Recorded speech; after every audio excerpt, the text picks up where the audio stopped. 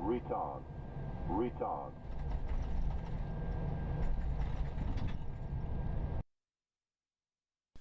So, here we are. Welcome back, everyone. Prepared everything. Yeah, Dragon. This flight, actually, we're going to have a little bit of more time to discuss some stuff. Flight time is about an hour 40. So, there's a couple of topics that I would like to address. One of them is I found a new paper, Outlook paper from Boeing, and it's called Pilot and Technician Outlook 2022 to 2041. And actually, it's a pretty interesting paper with some interesting figures regarding how many technicians, pilots, and cabin crew are needed worldwide, or depending on the continents, countries. Some interesting stuff. So we talk about. I know that a lot of people, young people, are considering a career as a pilot, and I know that I have been somewhat cautious over the last couple of months regarding the prospects being an airline pilot or becoming an airline pilot, and we'll try to analyze the data, the forecasts that Boeing has given out, and see maybe get some interesting concepts for those that are interested to see what's best to go forward from here. Good. We are in the fly-by-wire mod. Really looking forward to that. And SimCease, I hope you're doing well. I hope all is fine with you. Good. Right, so battery is good. We'll check. We've got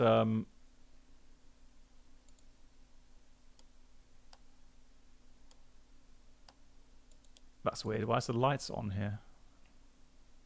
Okay, is that a new cold and dark setup? Wipers are off. We've got the landing gear lever down. We've got the flaps and slats levers in the right position. Engine master switches are off. Weather radar is off as well. So we're good to connect the batteries 1 and 2. Welcome aboard the Captain Black Box Twitch channel subscriber experience. Could new subscribers please make your way to the first class cabin, where complimentary drinks, snacks and premium flight entertainment will be served. Thank you. You just bought the Phoenix and wondered if using a yoke for the airboats would cause some issues. No, it wouldn't cause issues. It would just feel a bit different. But I mean, the human brain is great in adapting. Welcome aboard the Captain Black Box Twitch channel subscriber experience. Your brain will adapt very quickly to the feel of the yoke. So I don't see an issue with it. No. Drinks, snacks, and premium flight entertainment will be served. Hey Bruno, how you doing? How's Brussels? Oh, you're in Paris today, right? Paris. We miss you. Sim Caesar, thank you so much. Now he's gifted. Sim Caesar's just such a wonderful and generous person, gifting us up to Dragon and then to Cold Nebo. Sim Caesar, when are you streaming next? I am home for a couple of days. I do want to join one of your streams again. And Hendrik, hey.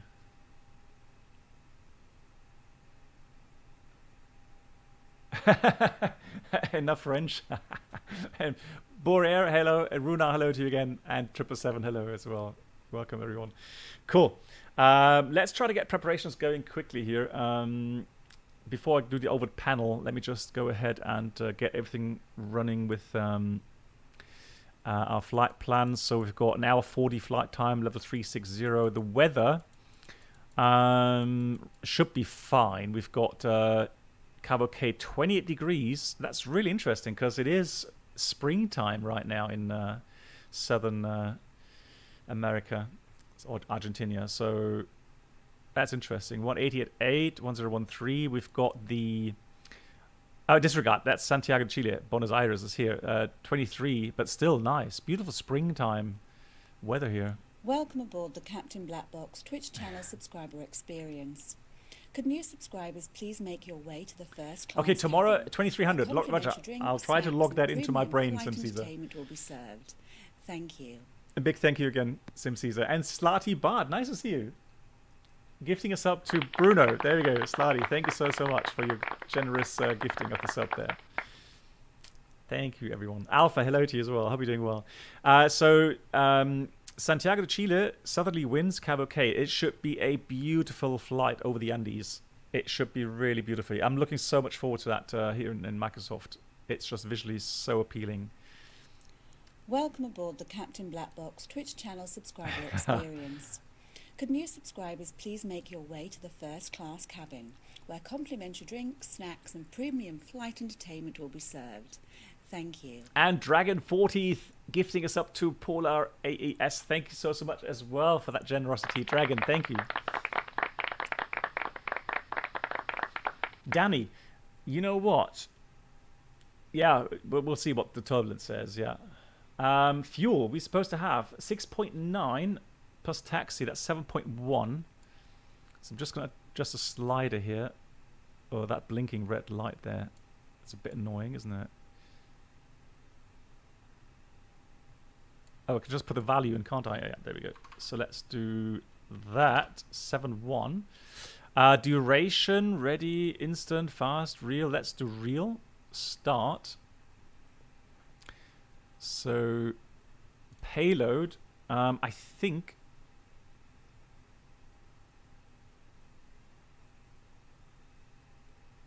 Doesn't that take it from SimBrief?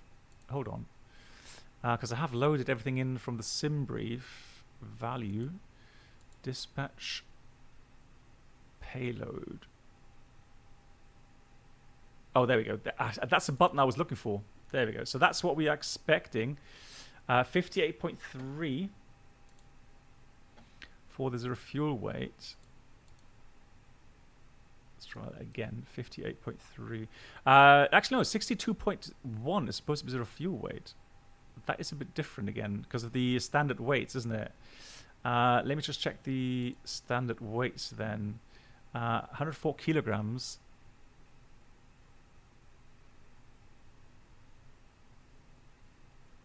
That's with luggage.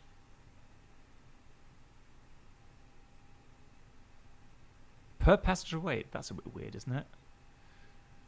Yeah, normally that would be like 74 or something. So regarding Phoenix or fly-by-wire mod, they're both great add-ons. The difference is obviously the Phoenix is a payware add-on, and yes, it does have at the moment more features regarding failures, system simulation. But the fly-by-wire mod team, there's a lot of people there, and they are doing a fantastic job in getting this add-on, better and better.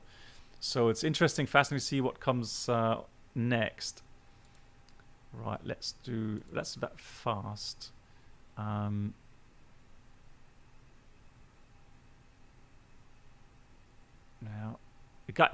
anybody else have 104 kilograms per passenger? Because that does not really make sense to me. Let's do, I don't know, let's do 82 or something. But normally that has, if it's like 86, it would have the luggage weight included. All right, let's try that. Vich777, how you doing? Weird question. What would happen if there was a chicken in the cockpit? Well, that is a weird. Why would there be a chicken in the cockpit, first of all? So I don't know. Again, it's right. Doors, services. Where's my doors? Door. Hey, isn't it open? Yeah, it is open. Now let's see what happens if you have a mouse on board. That means the flight is grounded. You need to find that mouse.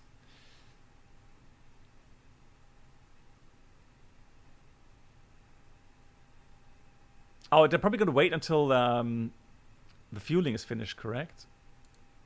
Yeah, probably. Anyways, let's continue with the preparations. So let's go ATSU. AOC menu, just make it a bit brighter. Init request. Let's request init data. That is good. Next page. Fantastic. All good. AOC menu. And there's no control here right now. I'm connected to VATSIM, so if anybody wants to fly along, please do. I am here on VATSIM.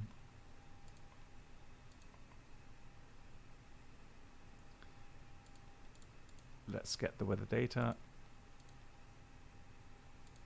Love that. Cool.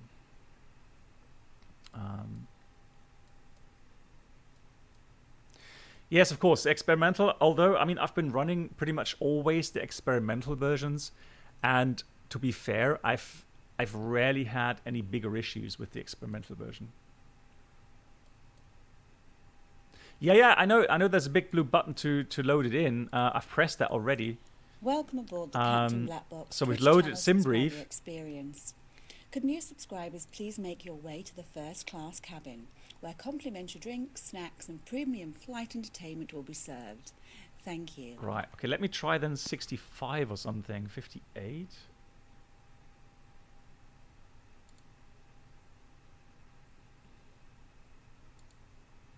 So almost full and cargo. Ah, okay. It's missing cargo, isn't it? There we go. Let's try that then. Okay. Let's do fast. Ah, okay, got it. Okay, cool. Thank you.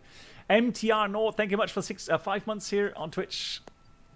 MTR Nord, I hope you're doing well. Thank you for the support. Right, let's do the overhead panel then.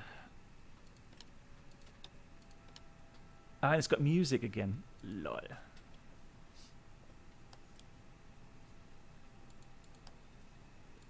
Right, seatbelts remain off because we're still fueling the aircraft.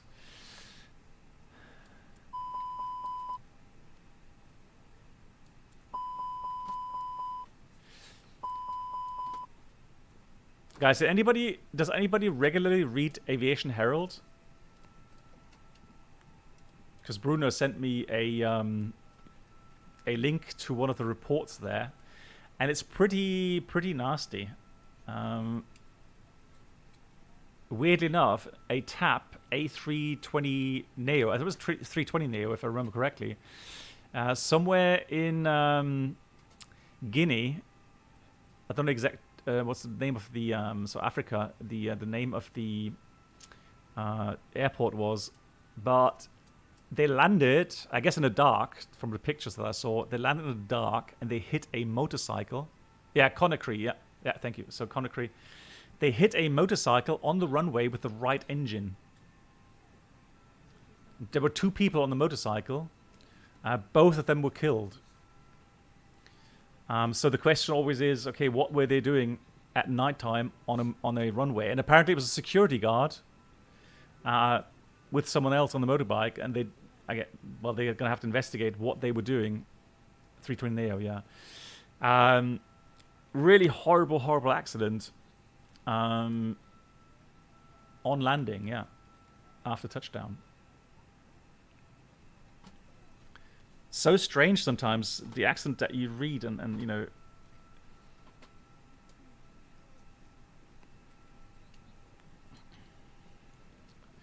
Right, so let me see, receive messages. Yeah, then yesterday, we already talked about it in the first stream a little bit. We had a private jet that took off from Spain somewhere. Was supposed to fly to Cologne and over France. So there's different reports, weirdly enough, but apparently over France they lost contact with the aircraft or with the pilot. So they scrambled some fighters in France to intercept, and apparently they saw the pilot unconscious in the cockpit. And then it flew straight over Germany. It overflew Cologne. It went through complete German airspace up north, and then continued towards Lithuania. And how they ran out, the aircraft ran out of fuel, and then crashed into the Baltic Sea. I had 4 passengers on board, apparently all family members. So also very tragic. And suggestion obviously is that they had a decompression. It's very sad indeed. And one thing I found really shocking yesterday was that the community, they picked up. Ladies and gentlemen, from the Mr. Perfecto, Mr. MP Perfecto, thank you so much. We're just wrapping up some paperwork up front here and waiting to see. So definitely very tragic, and having the community then post in real time, hey, there's an aircraft, you do wonder what's going on, and then pretty much live on flight radar, you saw the aircraft then circle down. So definitely very tragic indeed. So let me find my charts here. There we go. Oh, hang on. Pause. I need to log in. Hold on. Give me a second. Where's my phone?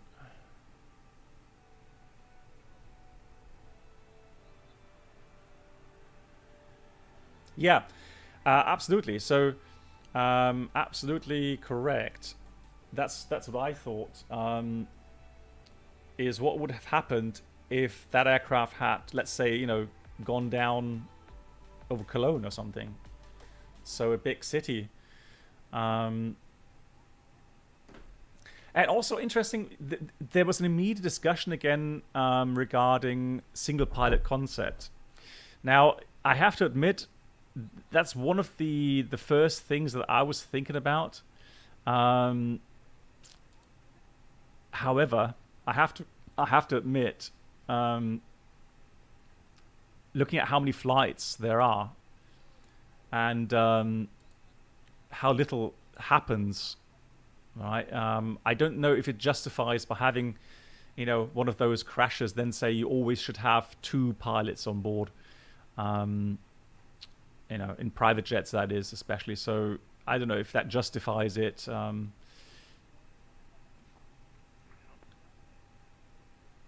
But yeah, in this case, yesterday, obviously, people saying, well, if they had two pilots on board, maybe the outcome would have been different. Who knows? Right, the wind was...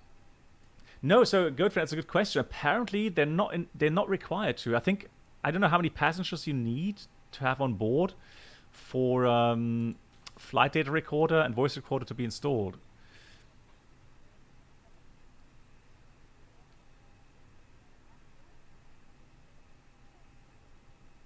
Thrustmaster. Actually, I'm so sorry to say, I have a lot of Thrustmaster products. They're excellent. However, I have to admit that the rudder pedals from MFG Crosswinds are very good. I'm very happy with them, and I have them for about 5 years now. So no complaints on that.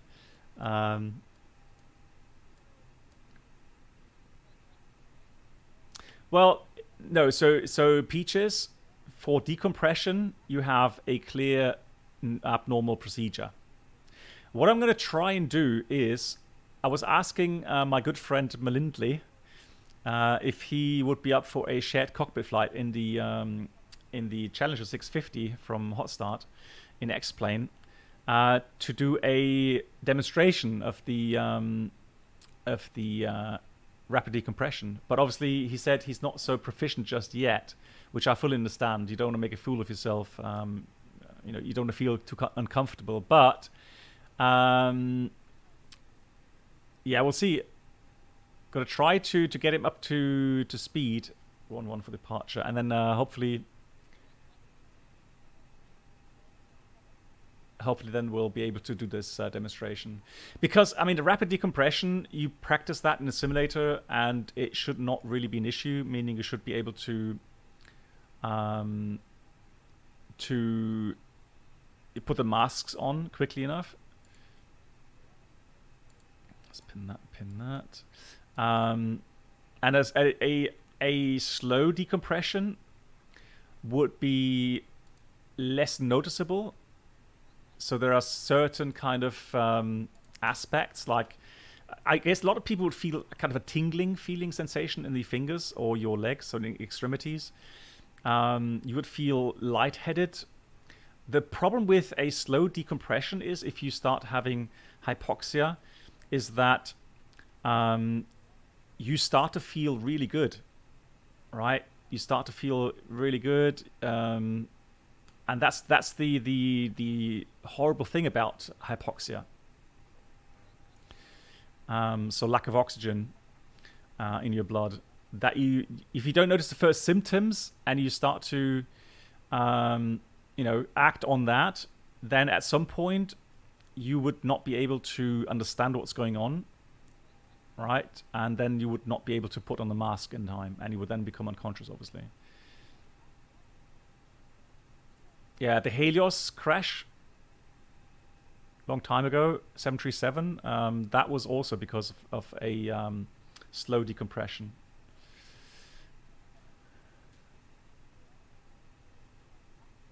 Good. That's the Taxian. I was going to go with the SID. So we're planning runway 11, Torul departure. So the Torul 1, but we are going to depart from runway 11. So let me just go at 1. So after takeoff, turn right, intercept ACSA radial 126 and follow the 10 dmi arc. And then right, intercept Papa Tango Alpha to 24 dmis. Yeah, that's there. And then we go to Torul. Okay, so that's the departure route. Initial climb, it doesn't say. It only says a transition altitude of 3,000 feet. That's fairly low. That's a low transition altitude. Cool. So, runway 11.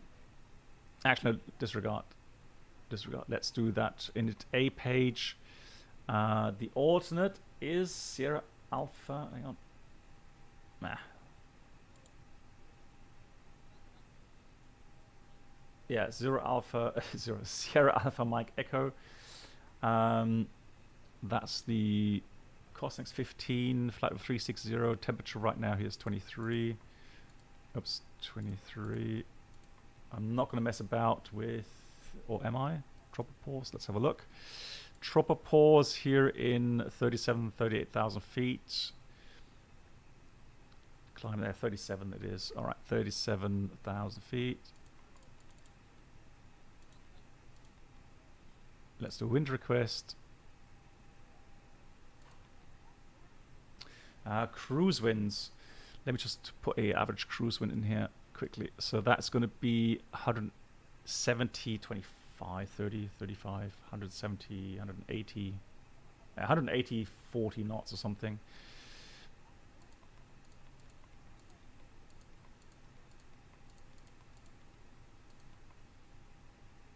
Good.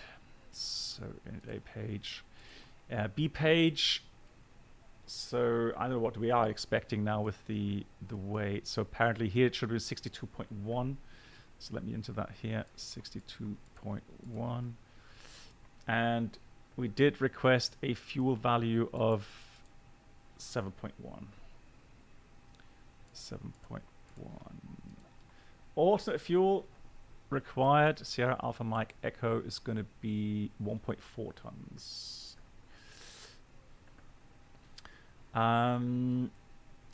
Is there a final incident report on the China Eastern crash? Which one do you mean, Abdullah?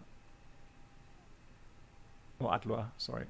Adlua. What's, which one do you mean exactly? Oh, that's already in there.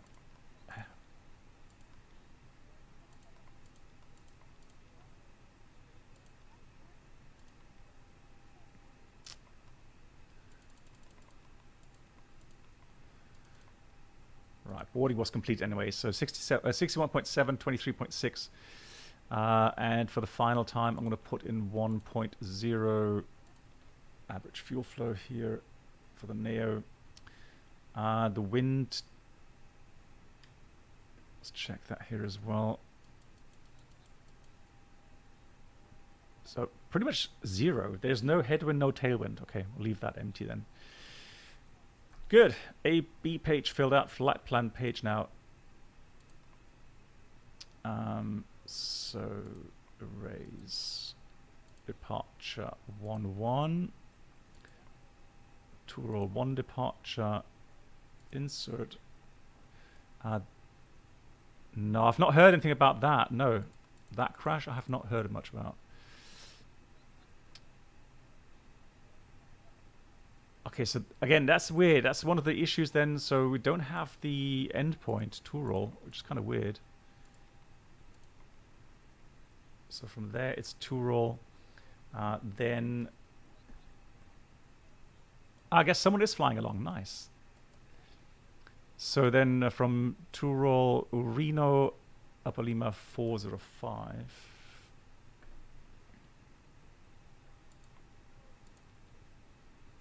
That's all good. Then we go to Azolo, Mumat, Umkal, and then the landing is going to be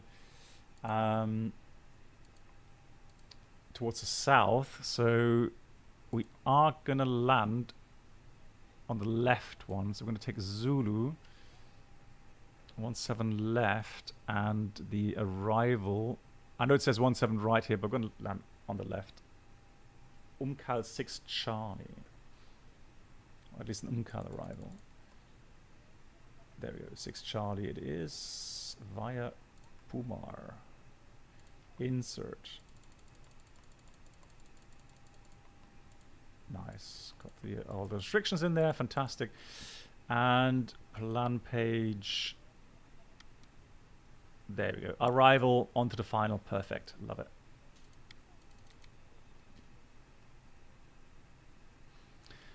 Yeah, nice. It's cool to see that SimBrief now works. Oh, not SimBrief. The SimToolkit Pro for the routing. Yeah, fantastic. Oh yeah. So 0 SOP violations. The reason why the Airbus doesn't have a aileron trim is because it's fly-by-wire.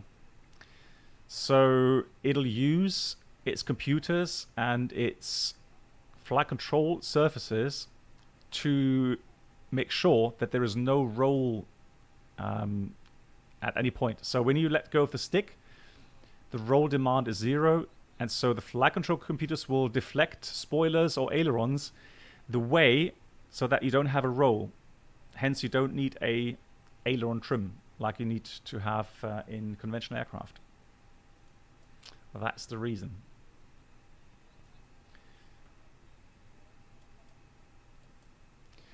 Okay, let's see. Let's do that. And here, 1, 2, 3.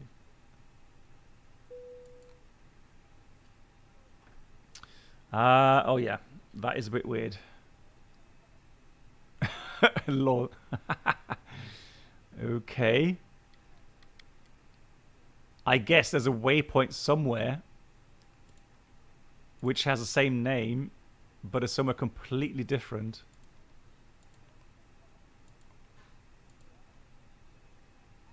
Ah, look at that. Okay, so 2 roll. That's the issue. I guess that's why it didn't enter it. It's not 2 roll, it's 2 ron, isn't it?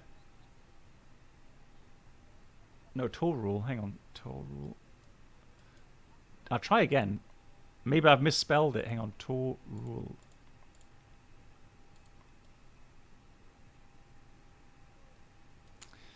Yeah, I think it's a pilot error. Yeah, there we go. 712. Yeah, that looks better. 681. Much better.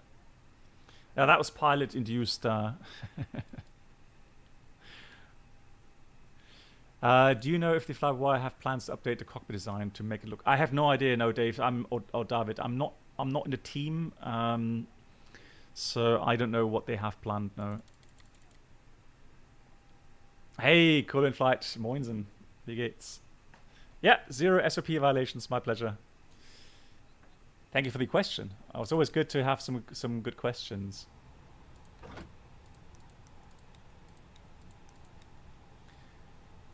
Good. Let's do the nav setup. So we need 2 things: Echo Zulu Echo, and then we need Papa Tango Alpha. This is a traffic Emirates 97 Golf, taxiing to holding point runway 11 via Juliet and Foxtrot. Oh, nice. Big Bird. Beautiful. Cool. So, let's have a look. That. Secondary, we don't have that yet. So performance, I'm just going to use some standard values, guys. I'm not going to go do anything specific here. So we have a trim of 23.6. That'll be about, I'm thinking about 20, so up 0.7 in that region.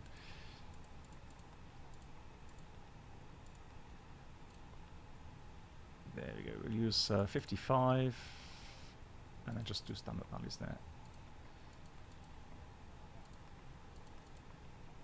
Transition 3000 is good. Currently, we have QNH 10. I'm on live weather, aren't I? Yeah, METAR. Why isn't it? Oh, 23. Huh? Hold on. Oh, it's in. So 23. So Santiago de Chile, it's 13. There we go. 1023. That looks better. 10. Fly low. No, hang on. Let me see. Did the raid? When did you do the raid? Oh, there we go. Yeah, so Fly Lilo, thank you. Sorry, yeah, I was busy with the preparations. Fly Lilo, thank you so much for the raid. How was your stream? And a big shout out to Fly Lilo, please. If you don't know him yet, make sure to check his channel. Hope you had a good flight. Well, apparently, performance-wise, Bruno, with the engines being so much stronger, apparently, performance-wise, it's better to go flaps 2. We've asked the question to our company experts, and they said, well, the performance tool does all the correct calculations with all the obstacle clearance and runway length, etc., etc. So, and if that gets out flaps 2, you're supposed to take it. If you want, you can overrule it to config 1, and I doubt it's a huge impact, but there you have it. So we're going to use 1100,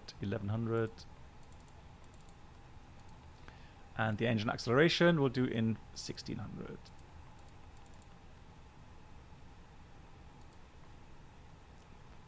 The Mad Dog, nice.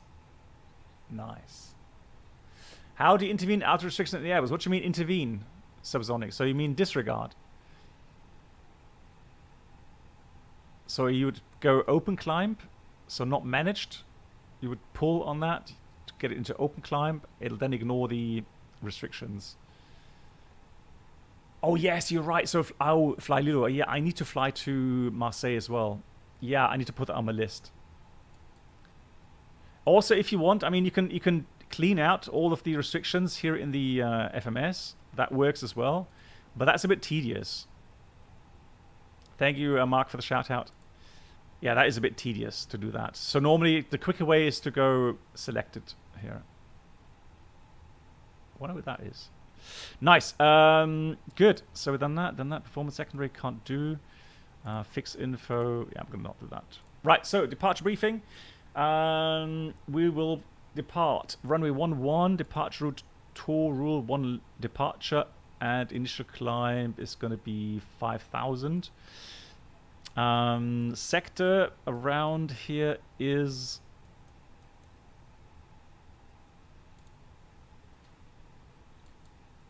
(3,000 feet), so fairly flat. 3,000 is the MSA, and the extra fuel for Santiago here on the flight plan, it says 800 kilograms, and here it says 900 kilograms extra fuel. Taxi out hotspots. Let's see. I don't think there's any hotspots. It's not really complicated.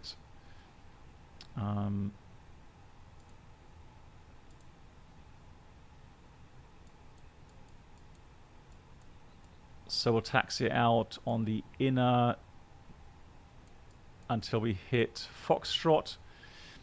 Continue Foxtrot. Yeah, Foxtrot full length 11. Engine out, straight out, runway track, acceleration 1600 feet, clean up, climb 3000, radar vectors. We'll do an approach onto runway 11. For landing, we should be, well, we may still be slightly above max landing rate of 67.4. So we would have to go with the overweight landing list. Otherwise, RTO, traffic, Emirates, no issue. Lining up runway 11. Did I miss anything? Nope, looks good. So, one feature I love here in the fly-by-wire mod is the checklist. It's got the new checklists. So, cockpit preparation checklist, gear pins covers removed, and you click on that. That's exactly like we do in real life. Fuel quantity, 7,100 kilograms balanced. Seatbelts.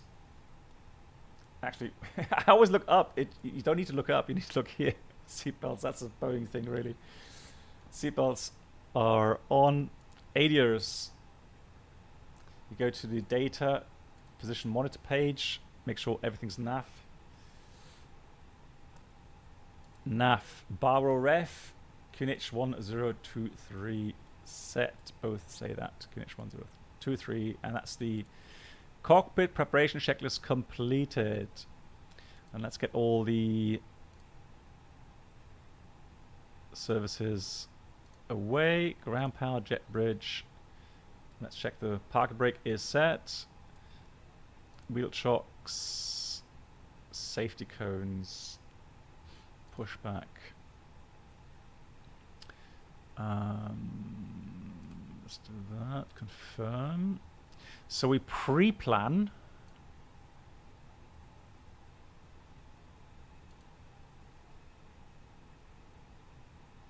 Can you pre-plan here? No, you can't. Oh, actually, once it's connected, I think, yeah.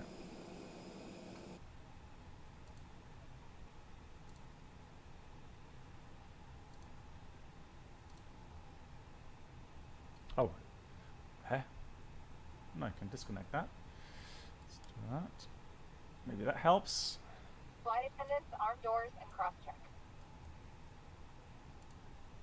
There we go. Now that goes away. Phoenix, no, this is a Cessna 77. I think you're pulling my leg. No, an Airbus A320 Neo. Yeah, so James, it depends on the airport. Unfortunately, here the Navigraph don't really give out the NADPs, so noise abatement procedures. But normally it's NADP 2, so 1,000 feet height for the acceleration and the thrust reduction. Let me see if I have any infos for Buenos Aires. No, I don't have any infos on that. So,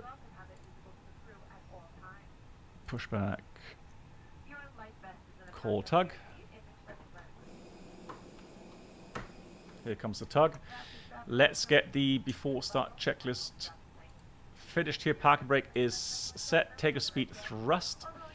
We have V1 130, VR 131, V2 135, and Flex 1055. Windows closed. Check both sides. Closed. And the beacon is on.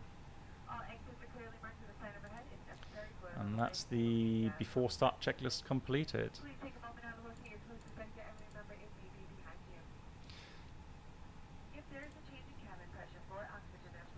No, you could just do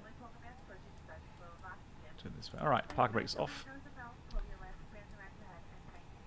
Buenos Aires traffic. Oh, what's the call sign for Aerolíneas Argentinas?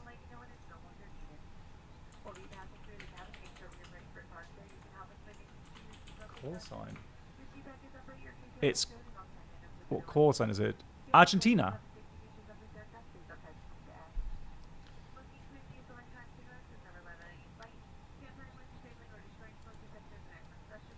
Buenos Aires traffic, Argentina 94 Hotel is pushing back stand 5 in Buenos Aires.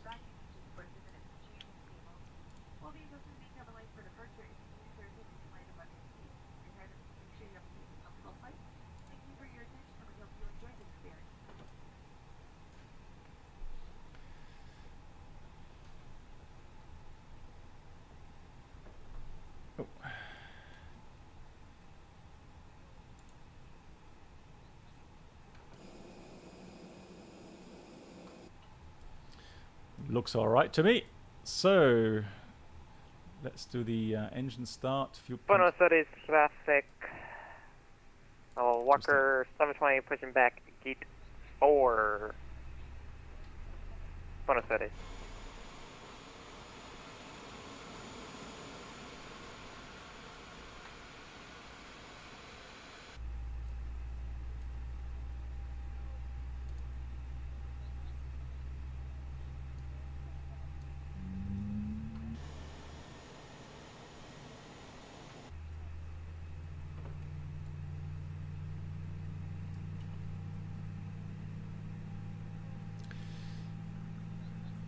Hey, forward, good of you.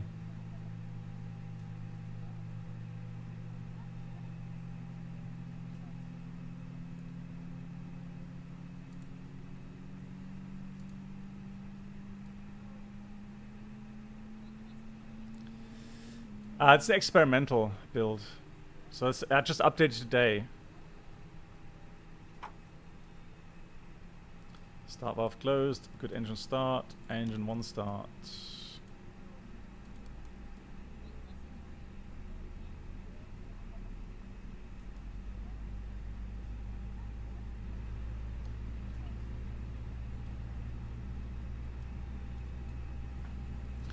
Alright, let's stop here.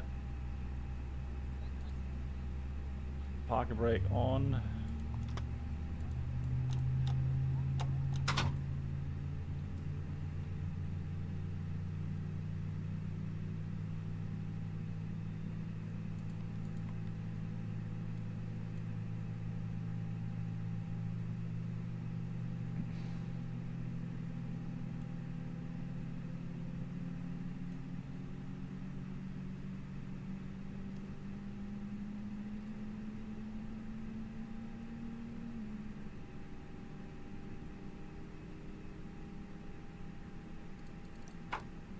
Good engine start. Let's do the flows.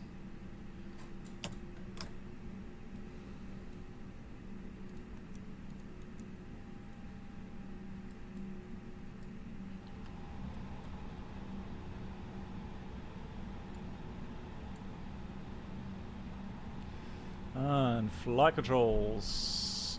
Full up, full down, neutral, full left, full right. Neutral, and let's get the rudder pedals in place here. Rudder full, full left, full right, neutral, and then we can do a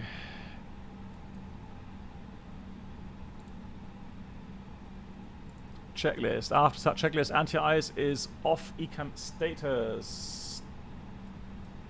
Checked. Pitch trim.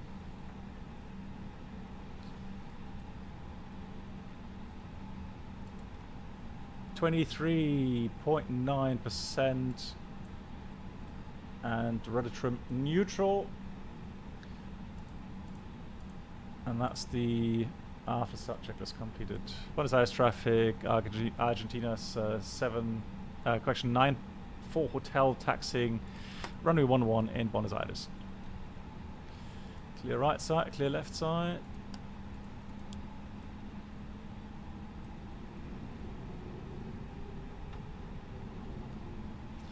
Hey, brake check. Brakes are working.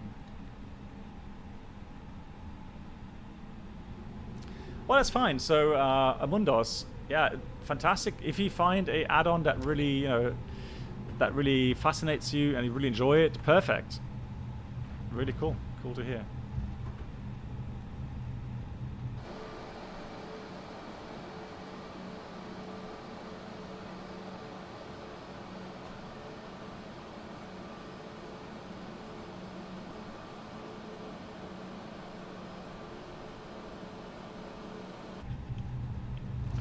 Mach 1 taxi, although 23 knots is not too bad.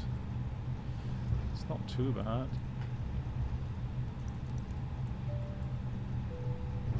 Buenos Aires traffic, Walker 720. It looks fast, doesn't it? Runway 29. 29? Yeah. What? Gonna be... Hey, Pez. Delta Hotel. Do you know anything about the IAE version? Not yet, no. Again, I'm not with the F Phoenix team anymore. So unfortunately I can't say anything about it. Right, this will be Echo, but we don't go Echo, we want to go to Foxtrot.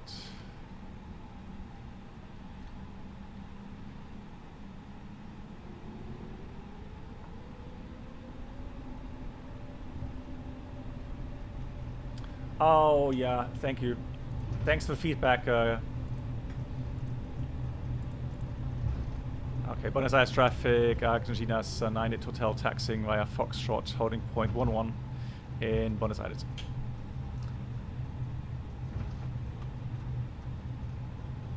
Yeah, I had my push to talk still set for the yoke, not the joystick.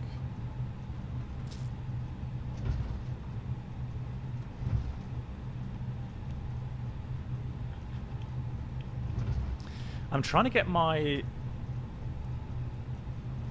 memories back for, you know, taxiing along here 11 for departure on the 747.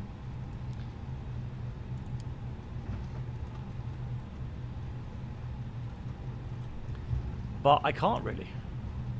I don't really remember that much. So checklist. Taxi checklist. Flight controls checked. Flap setting. Config 2.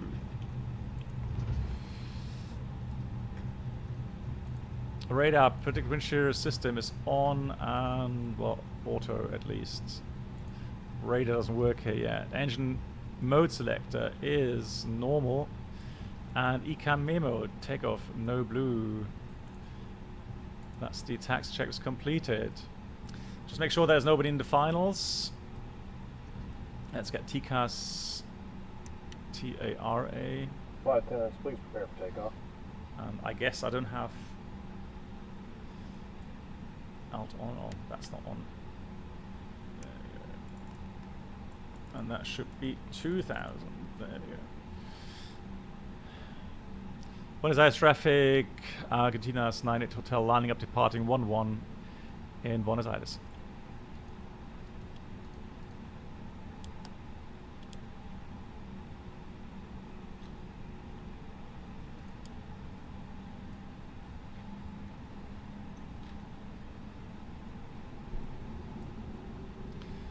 Lineup checklist. Takeoff runway 11 full length.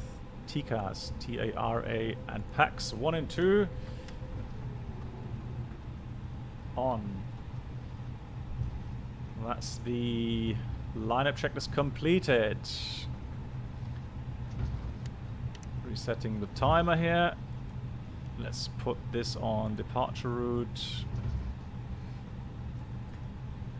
Hold on.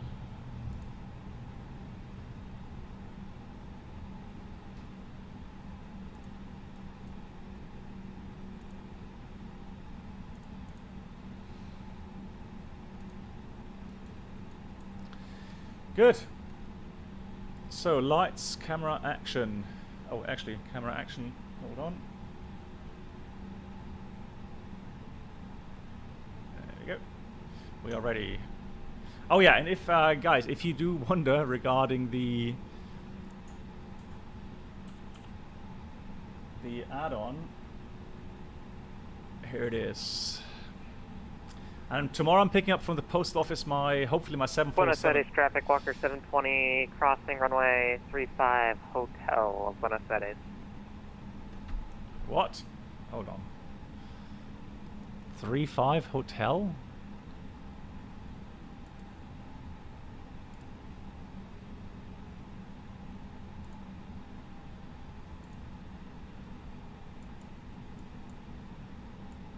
Okay, no, that's no factor. Fantastic, cool.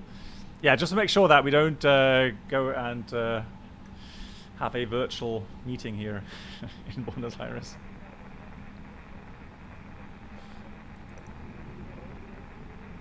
Oh, there's another Aviation Herald report, guys. Remind me regarding TCAS RA. Crazy story as well. Takeoff.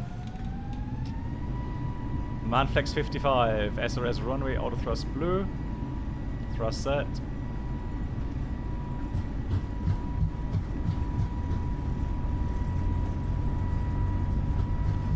$100 knots, it's checked.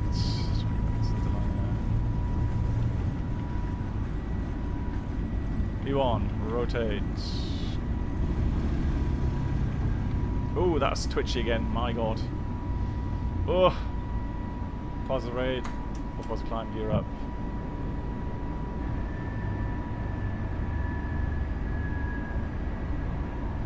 Enough.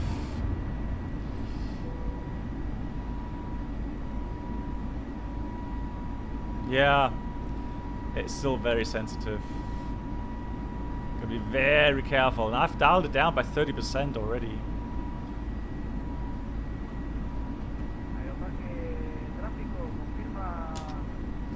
Thrust climb, out blue, auto thrust. Flaps 1, speed is checked, flaps 1.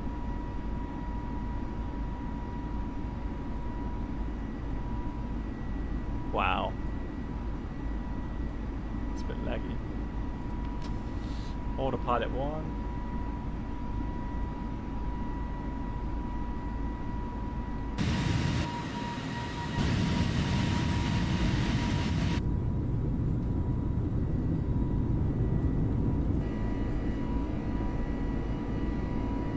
Flap 0, speed is checked, flap 0. Aeroparque tráfico confirma. Hey B, how are you doing? Prueba de audio. B, how are we doing? Well. Hang on, but weren't you in last time we spoke you were somewhere else, right? Already passing transition, set standard. Standard cross check, passing 3-3 now. Checked.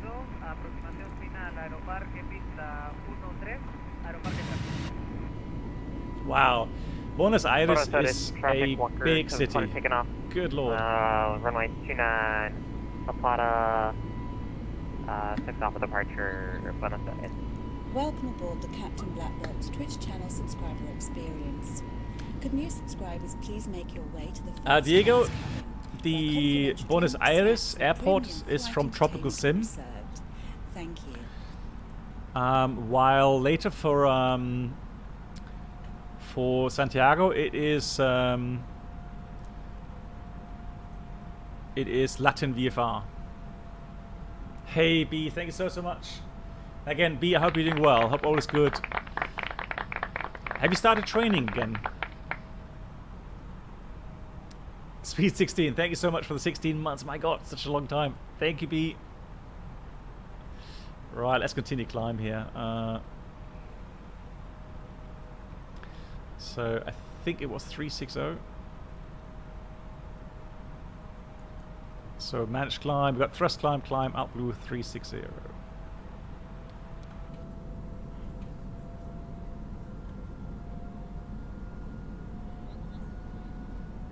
Oh, I'm looking forward to the Andes. See if we can spot some of those volcanoes, and then the approach. Going to be so beautiful.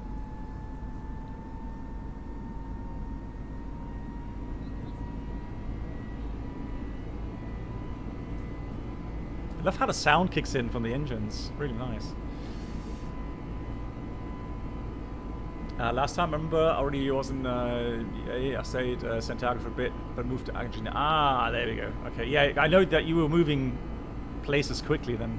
Okay.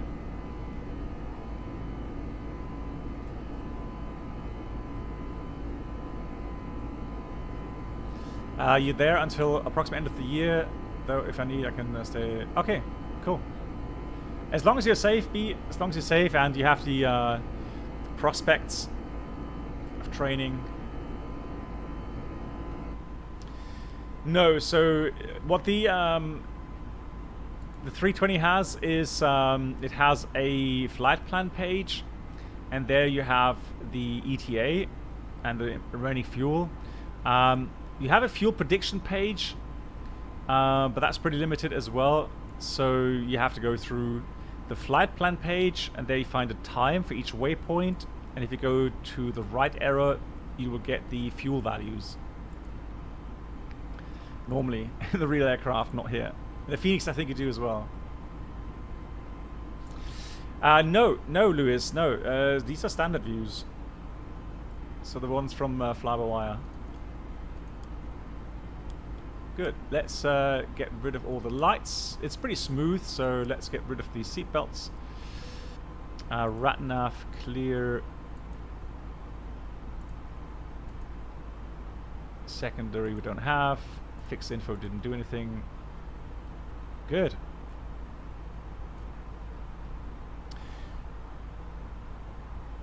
Okay, I think that's interesting for B as well. B, I was announcing prior to the flight that we're going to be talking about a new outlook from Boeing. So pilot and technician outlook 2022 until 2041. It's downloadable through their website. Just Google it. You'll find that outlook. There's a couple of very interesting facts and figures, and they explain, for example, the forecast methodology. And then they go through again, the current situation and the prospects. So right now, regarding vaccine access, etc., etc.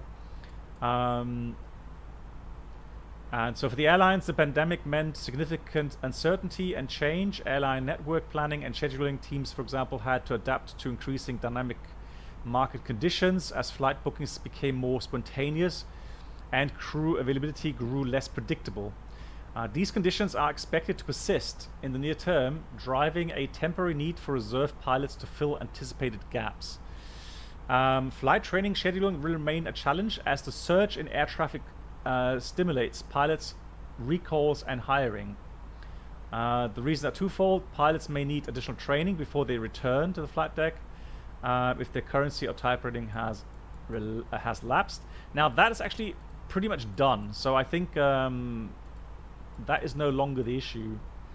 Additionally, the airlines need to adjust their fleet mixes to meet demand. Increasing number of pilots will be required to complete qualification and difference training. Now,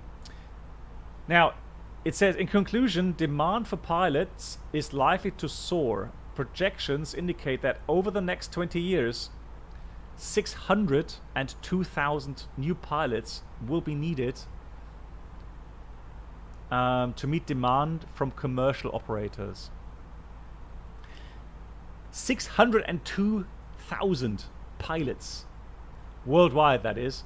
But I think they took Russia out of the equation for now. So that's without Russia, actually. Same goes for technicians and cabin crew. Same kind of deal, really. If you then look at the distribution, so North America, for example, they need from the 435,000 professionals, so that's technicians, pilots, cabin crew, they need, I would say, not quite a third, but I would say they would need in North America until 2041, they will need about, what, 100,000 pilots at least. Hey Jeremiah, how you doing? However, more interesting is Europe, where they do need more than, I think it was 160,000 pilots.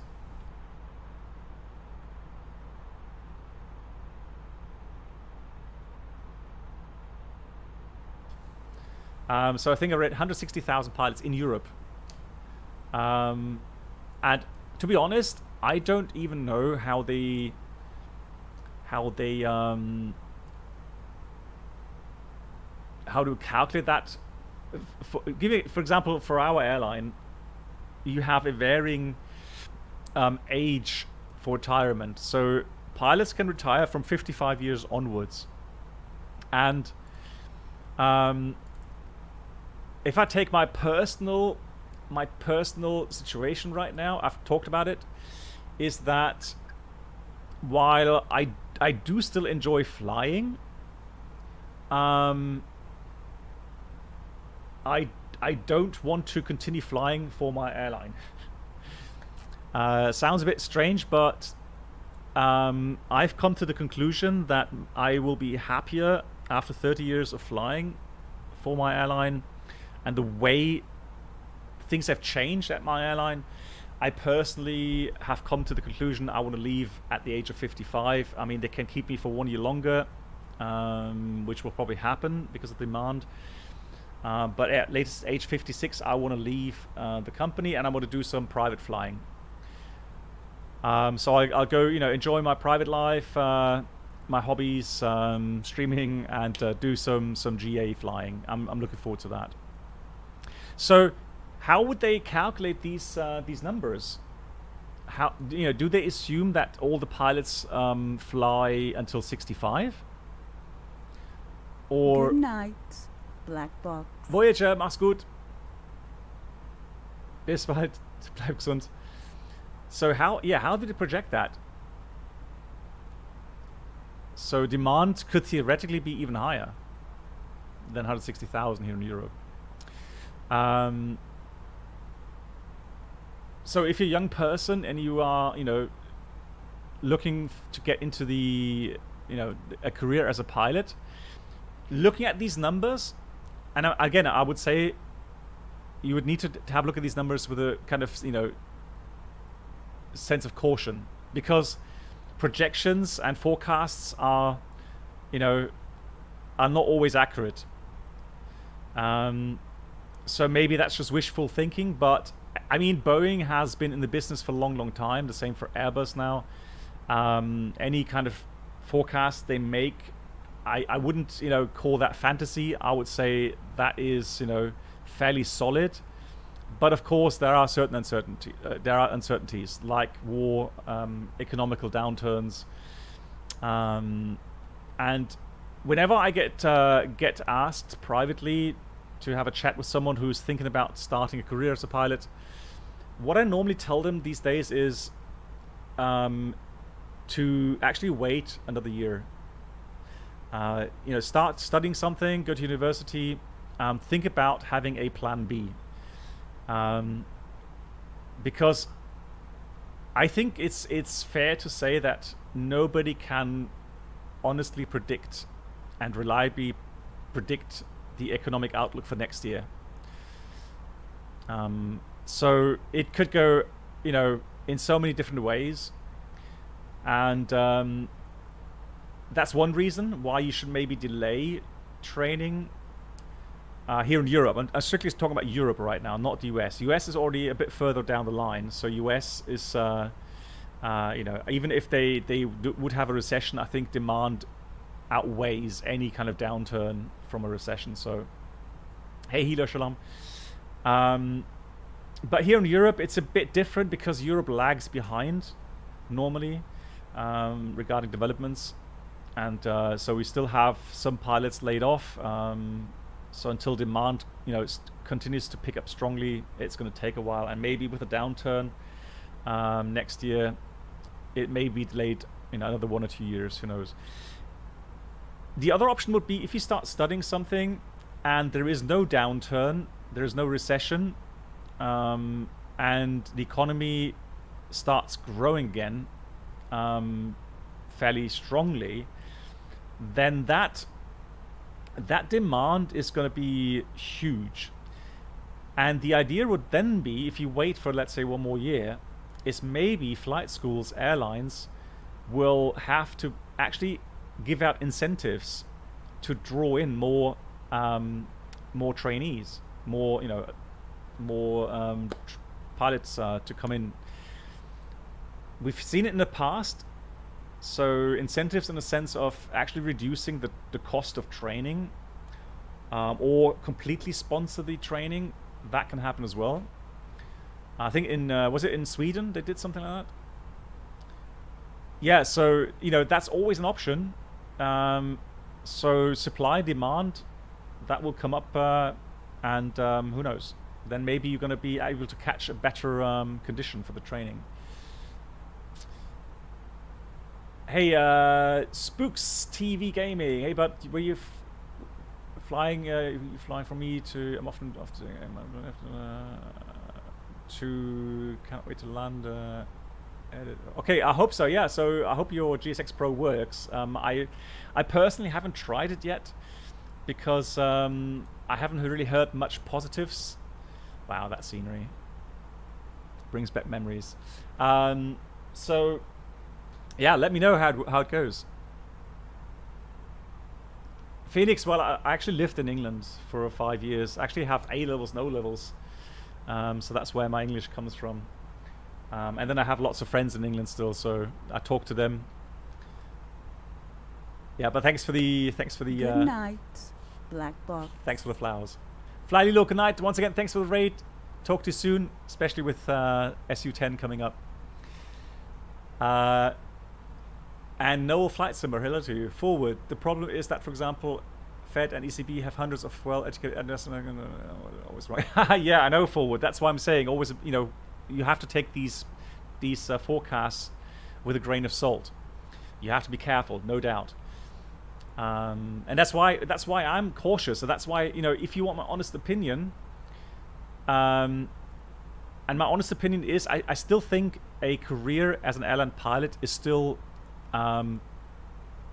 good right now, even though we hear about you know, single pilot concept and cruise or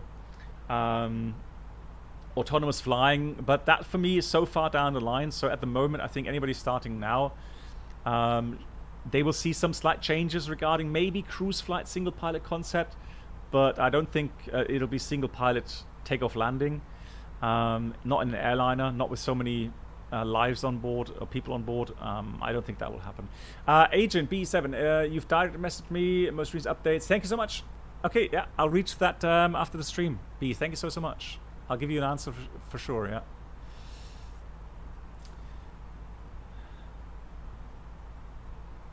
Yeah, I know it's old school. Well, I'm old. I'm gonna be 53 next month. So yeah, I had O levels, not GCSE or CSE. No, O levels and A levels.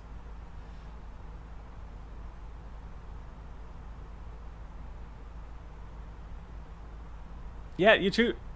Yeah, Spooks. Shout out to you. Yeah, so Diego, when I was flying the 747 as a first officer and senior first officer, I remember we had some rotations. Buenos Aires, it was like a 7 or 8 day rotation, and we had 2 or 3 of these shuttle legs between Buenos Aires and Santiago de Chile. So this flight I'm doing right now, I've done in real life, I would say about 20-25 times. So right now, flying over the Pampa, as we say, the flatlands, lots of agriculture.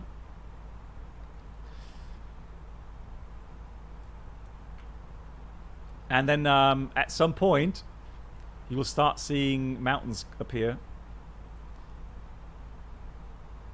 The Andes. And then it's going to get, it's so beautiful. It's really lovely. And Freda, moin.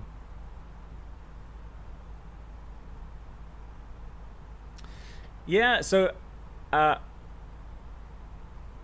thing is with GSX, in P3D, the AFCAT files were readily available. There's lots of people that made, you know, some adjustments and some improvements, and there in P3D it's working really well. Apart from the occasional meme, of course, but that's fine. But here in Microsoft Flight Sim, I just heard so much bad stuff about it, and most of the time having a 777 Bob, how are you doing? Bob, I hope you're doing well. I hope family all is well. Welcome aboard the Captain Black Box Twitch channel subscriber experience. Right, did I miss it earlier? Can new subscribers please make your way to the first class cabin, where complimentary drinks, snacks and premium flight entertainment will be served. Thank you. Neil, thank you so much. Thank you for 38, Neil. I hope you're doing well. What are you up to? And Senshai, moin. Senshai, dankeschön. Thank you to Brendel as well for taking care of the old website and implementing a link to the new website.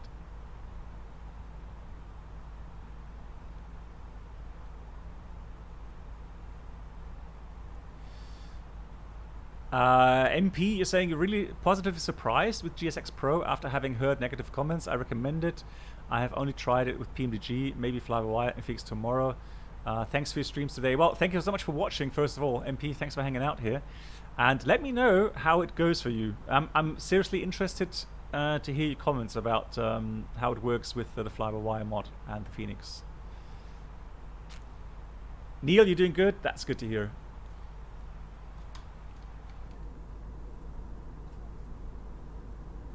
Ladies and gentlemen, once again from the flight deck, your captain speaking.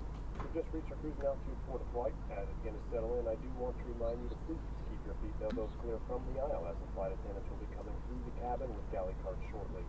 Also, one more reminder to please refrain from I tell you guys, it's been a long time, so we talk about aboard the Captain Black Box Twitch channel subscriber experience. About 15, 16 years please make your way to since I last flew over where complimentary drinks, snacks, and premium flight this part of the world. But thank you.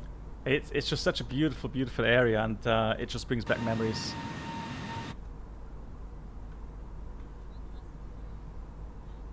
Alpha KL, Alpha, thank you. And Alpha, you're flying along, correct? 1 year of support, thank you so much. And again, guys, thank you so much for supporting. I have some plans for the future. Welcome aboard the Captain Black Box YouTube channel subscriber experience. Could new subscribers please make their way to the first class cabin, hey Dusty, welcome. where complimentary drinks, snacks, and premium flight entertainment will be served. Thank you. Captain Chaos on YouTube, thank you for the membership. 8 months now, and he writes, good evening, Black Box, hope you're doing well. I am. I'm a bit tired. I had to work all night yesterday. So it was a night flight, and got back at noon time today. But yeah, today's stream keeps me awake. Thank you so much for the support. And I was just saying that I am planning to do some more hardware kind of new setups. So I'm thinking about getting myself kind of a not a racing setup, but yeah, kind of a more relaxed seating position when I'm doing my streams. So we'll see how it goes. So those are plans for Christmas period. I'm gonna have some holidays then, and we'll see how that goes.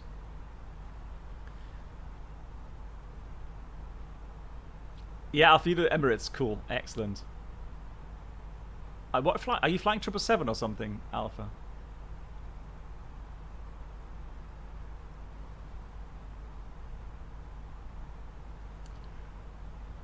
G6 works for you for the fly-by-wire, however the rear cargo and doors won't open. Okay.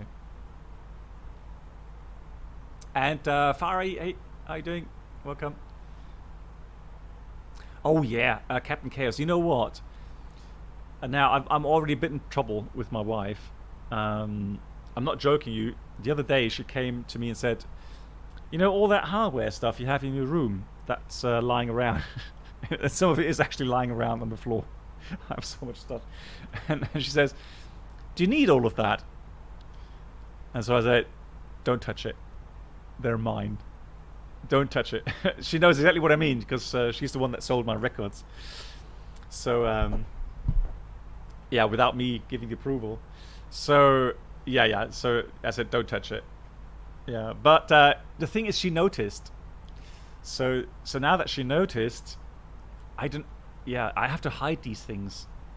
So I've got to make cupboards that I could close and hide these things. Yeah, because I saw the F-16 throttle from Winwing. Oh, and I want it. But I don't know how to do it. I don't know. It's just... So part of me wants it, but I know I'm going to be in trouble. I know, right, Paul? Yeah, I know. V Chris, nice to see you. V Chris, thanks so much for the sub. Thank you. V Chris, how are you doing? Don't know if you can write. I know you're probably pretty tired. You're working a lot, aren't you, right now? Captain Chaos, you know the feeling, right? Oh. Yeah, when your wife comes up and says, do you need all of that stuff? Right, well.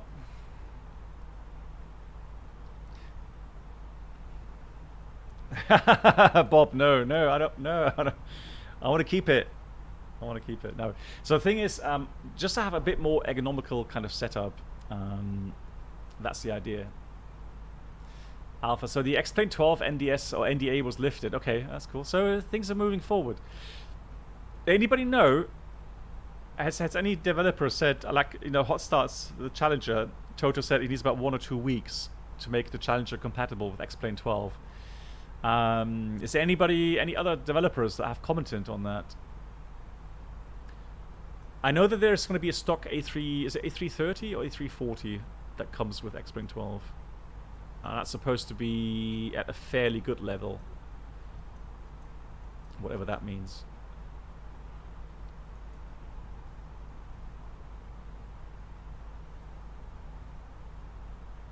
Wow, Alpha is so far ahead. Yeah, he's a 777. I can see that here on the map. He's so fast.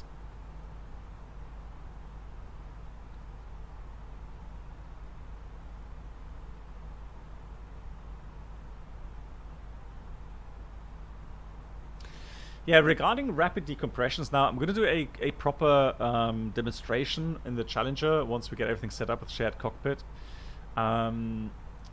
So one big difference between these private jets and airliners is that normally, at least the A320 doesn't go above 39,000 feet. But I do hear, let's say, KLM 737 sometimes at 41,000 feet. So the higher you go, the less time of useful consciousness you have in case of a decompression, if it's a rapid decompression. And so realizing that you're having a decompression, a rapid one, isn't really the issue. You're gonna feel the pain in your ears. You're gonna exhale in what's it called? So not voluntary. Opposite, so you're going to exhale. Yeah, you know immediately that you're going to have a rapid decompression, even though you never experienced one in real life, maybe. The first thing you do is just call out rapid decompression, put on your masks. And so you just go and grab your oxygen mask, it doesn't open here, and just put on your oxygen mask. Everything else at that moment is just unimportant. The first thing you need to do is put on your oxygen mask, because if you get unconscious, then, well, it's pretty much a full catastrophe. So, masks on, that's the very first thing. Automatically, the mask in the cabin will drop out as well. And then you have the issue of getting the aircraft down quickly, at least to 13,000 feet. And then latest 30 minutes to 10,000 feet and below. So, dialing down the altitude and just go through your procedure. So what we have, we do a round circle twice. So we dial down 10,000 feet or the grid altitude. So right now it would be 10,000 feet. Then we pull heading, get off the airway, just in case there's someone below us on the airway. And then we would select the speed, current speed. If you have any worries that your structural integrity of the hull is jeopardized, you would maintain the current speed. If not, if you don't see any issues with the fuselage, then you may increase the speed a bit. Then you pull the speed brake carefully, because at high altitude you want to be careful with the VLS shooting up, and you don't want to get the speed into the VLS band. So that's something to monitor. So you start your descent. The pilot monitoring switches on the seatbelt signs, makes a PA announcement, emergency descent, and puts 7700 on the squawk. Gets the checklist out, obviously, for the emergency descent, and then you do a second round on the autopilot panel. Again, you start with the altitude. You refine altitude, maybe. You refine the heading, and you refine the speeds. Is it possible to regain consciousness? Yes, it is. However, Toussaint, the issue that prior accidents showed is that if there's no automatic descent function, I mean, I'm saying the new aircraft, so the new private jets, they actually have a automatic descent function in case of a rapid decompression. That is fantastic. Because then the autopilot will descend the aircraft into an altitude where you can regain consciousness. But if you fail to to dial in at lower altitude, the aircraft will continue to fly its path in the altitude that it has, and at some point you would just not wake up anymore, right? And yeah, you have no chance of regaining consciousness unless you get oxygen, obviously. But if you don't descend and you don't have the mask on, where would the oxygen come from? Yeah, so that's the issue. Yeah, so the issue is you need to self-protect, and then you need to get the aircraft to lower levels. That's the thing.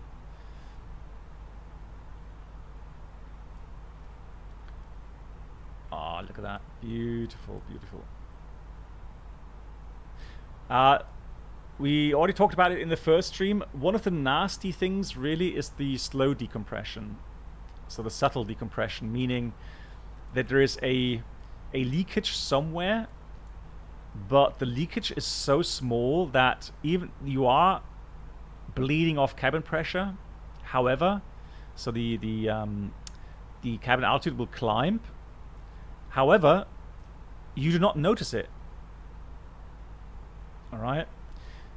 Now, obviously, there's a warning. You will get a cabin altitude warning. I always have to check 9,800 something. Let me just see. And then, you know, you would at least do the checklist. 9,550. How do you know? Do you know that off heart? Jesus. I don't know that exactly. From 9,550. How do you know such things?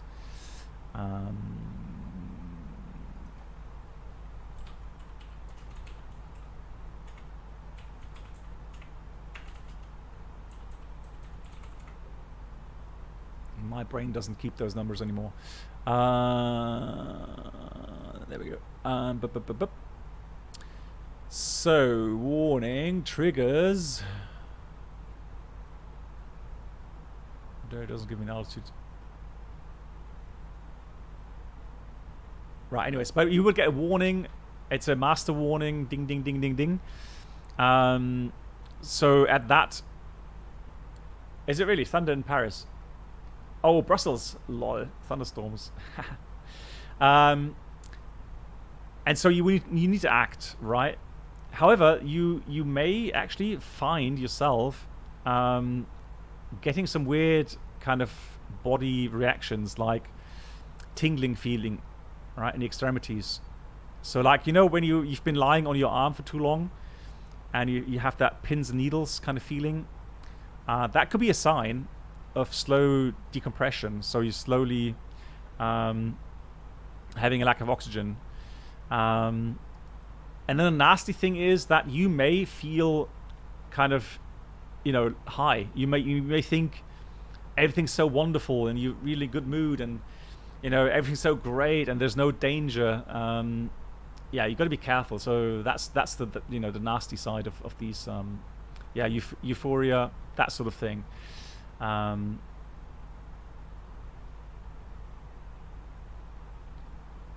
Bruno, what time are you flying back? Is it really chaotic in Amsterdam as well with thunderstorms? Let me just check.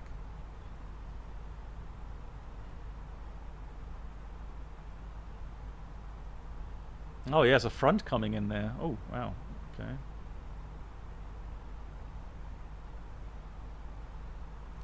Yeah. Yeah, Brussels. Yeah.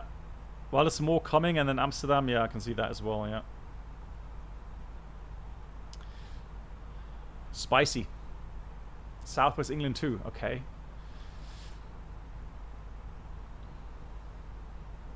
Yeah, exactly. So, Ois, that's actually a very good point. Thank you, Paul, for the map. Ois, yeah, absolutely.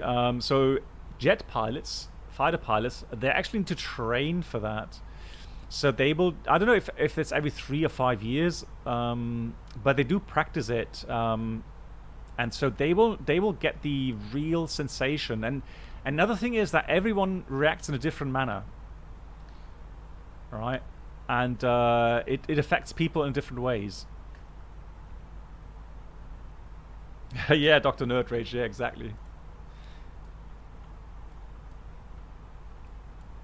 But how much volume do I have left for X-Plane 12? Let me just check. 240 gigabyte. So that should be alright. And I heard that the orthos apparently don't work anymore in X-Plane 12. Is that correct?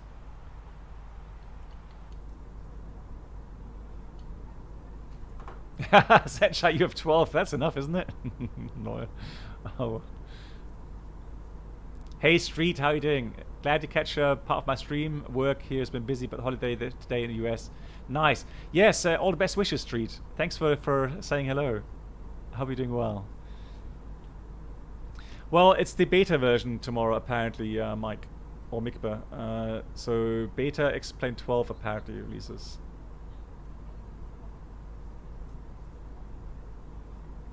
They work, but there's a change to the water masking. Okay. Just delete X-Plane 11. Well, I have so many aircraft that need to be, first of all, working in X-Plane 12. Okay, so orthos will work. However, not all features will work, like the nice water. Okay. Well, I'm sure we're gonna see lots of pictures come up at some point.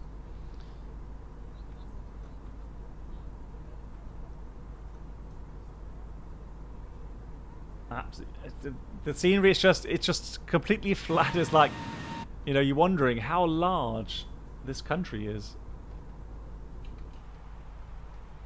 And Street is saying thunderstorms coming to New York City tonight as well. But you got a nice bike ride. Nice. Yeah, I love bike riding. I need to go tomorrow. Today I didn't have the energy to go on a bike ride.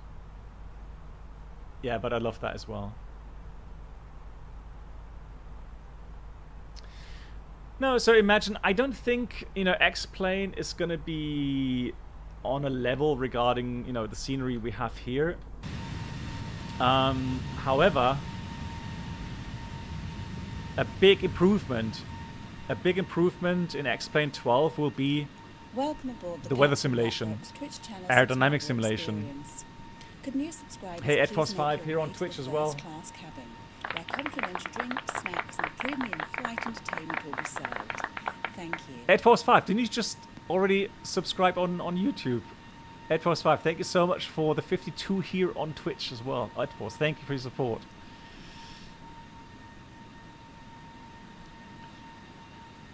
Yeah, so I'm interested to see how different X-Plane 12 feels with regards to, you know, the aircraft handling, weather simulation, snowfall. You know, we have frozen tarmac, and then it, you know, the temperature rises and it starts to melt. So there's some cool features with X-Plane 12.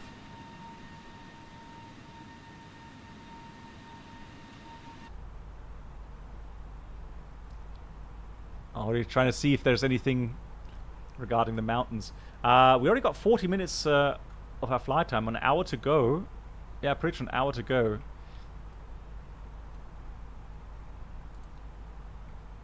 Let's put terrain on here as well, so we can see the terrain then. Oh, there we go. Starting to rise there in the distance. Absolutely gorgeous.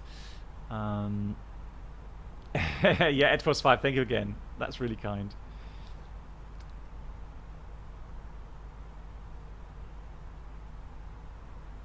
Yeah, always, I know US is also a huge country, yeah. And then you got huge areas with deserts and or like Grand Canyons,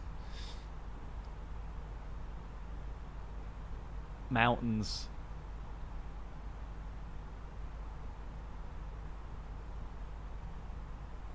Well, essentially, I mean, I wouldn't say it's that flat, but this area here, so the Pampa, is actually fairly flat. But we'll see. Yeah, maybe we get some better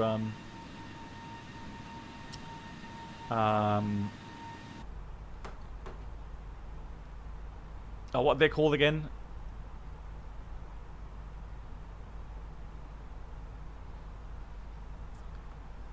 Diego, Black Box, did you see the first arrival? Yes, well, I saw the aircraft in real life the day after it landed in Frankfurt.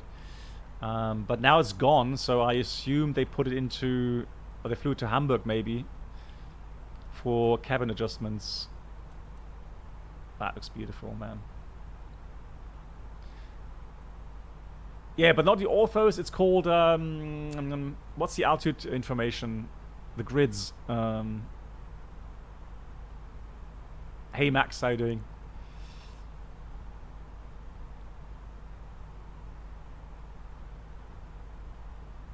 Is it still in Frankfurt? Okay, well then they're hiding it. They're probably in the A380 hangars or something. No, it's for the flight sims. There's a special. So for the grids, so for the outer grids, it's called.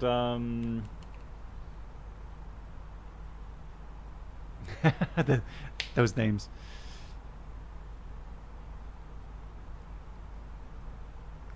They are. I thought they were doing that in Hamburg. So they're fitting the cabin in Frankfurt. Okay, interesting. Imagine how I know how to find a total fuel on board, but how to find the total endurance of the aircraft with that fuel in case if H is asking. Okay, well, I mean, there's two ways of doing it. So what you could do is go to your fuel prediction. All right, so you know what fuel you have on landing, and let's say you have, for example, here on the flight plan page, you have 3.4 tons. You look at the average fuel flow. So for the Neo, it would be 2 tons. So you would say about 1 hour, or almost a bit more than 1.5 hours. If it was a A321 with 3 tons of average fuel flow, right, just above an hour, hour 10, hour 15. It doesn't have to be, you know, scientific. So if they ask you for your remaining endurance, you know, it's more a matter of 1 hour, 2 hours, 3 hours, you know, 20 minutes, 30 minutes. They don't want you to tell them, you know, 1 hour, 25 minutes and 15 seconds or something.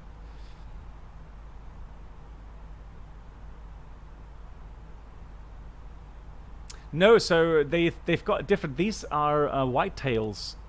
So the 787s are white tails, meaning they actually have a fitted cabin already. But obviously it's from a different airline, and so they have to make adjustments for their own airline. That's what they're doing. How many pilots were training to fly? So I don't know exactly, Diego, because you could guess about, you need about 10 pilots for Welcome aboard the Captain Black Box for one aircraft. Subscriber experience. 10 to 12 pilots, I think. Please make your way to the first class cabin per month. Where complimentary drinks, snacks, and premium flight. So if you have 10 787s, it will be around about 120 pilots, and that's co-pilots and captains together. Hey Alpha, nice to see you. Wie geht's dir? Alpha, Dankeschön, 63 months. Thank you. I'll give it a round of applause for that. Wow, that's a long time. I know, right? The older you get, the faster these messages come. I know. How are we doing? Well, Alpha, I hope you're keeping well. So on our way to... Oh, actually, Alpha, have you ever been to Santiago de Chile or Buenos Aires in real life? Starting to see the terrain come in here.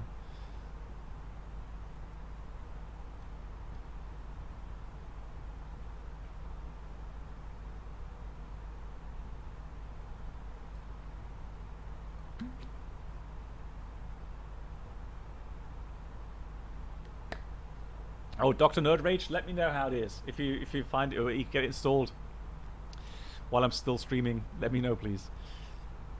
KLM just got a new 787-10. Oh, lovely. Delivered. And did the first PAX flight to Kilimanjaro. Oh, lovely. If the A320 goes into alternate law, do we need to declare an emergency? Well, let's put it this way.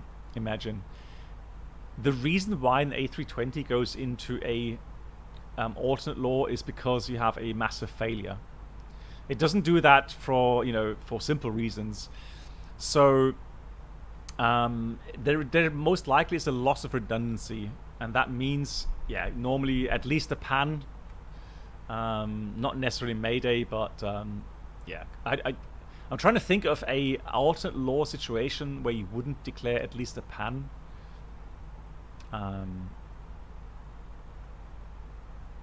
So don't get me wrong. The thing is, I know, you know, the alternate law here in the Airbus is the same as flying manual flight in the Boeing 737, right? Technically speaking, from you know, just flying the aircraft manually. But again, the reason why the A320 does that is because it has some serious system failures. Otherwise, it wouldn't go into auto-law.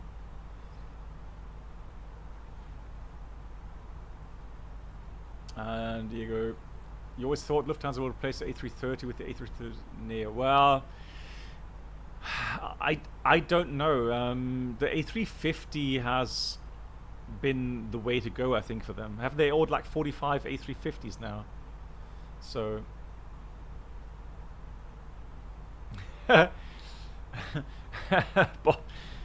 well, there you have it. Oh, it's so funny. So while the passengers were boarding last night, I had a woman kind of glance into the flight deck, and I was standing there welcoming the guests as well with my purser, and then I said, "Oh, you want to have a look in the cockpit?" And she goes in, and she comes out again and says, "Wow, that cockpit is a lot smaller than I thought." And I thought, yeah, well, you know, and she goes, "Isn't that uncomfortable?" And I was like, "Yeah." It's really comfortable. And so, oh, so it's not really made for longer flights. So I said, no, it's not. Yeah, but it's quite funny hearing people come in and have a look, and then they kind of have a feeling that, or you know, the impression that the flight deck would be, you know, big and you know, big chairs, comfortable, that sort of stuff. So no, it's a workplace. It's loud. It's sometimes warm. You want to try it? No. Oh. Oiske, you're having to go to Haneda early October. Hopefully, I don't know. So what I've heard is they're going to fly to train the pilots, Frankfurt, Munich, and then they're going to go to Toronto, I think. I'm not sure about anything in Asia right now. It's like the bridge of the Enterprise with Captain Picard, yeah.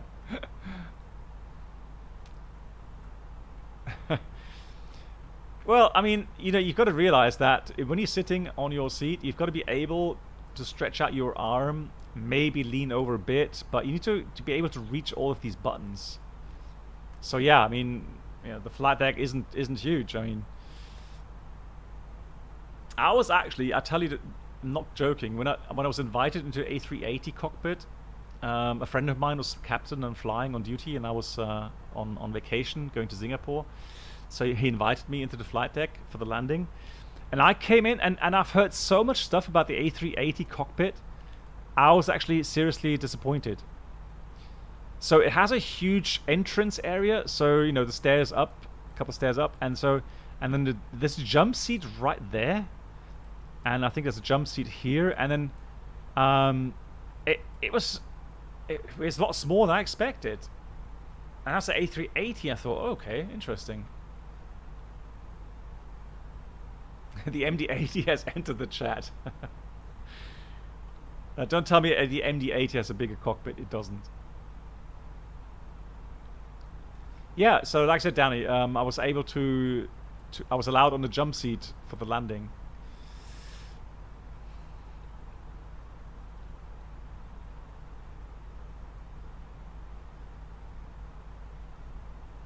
Is it really? I don't think I've tried VR here yet. So, but yeah, but normally VR, everything is a bit smaller, I think, from, you know, just from visuals.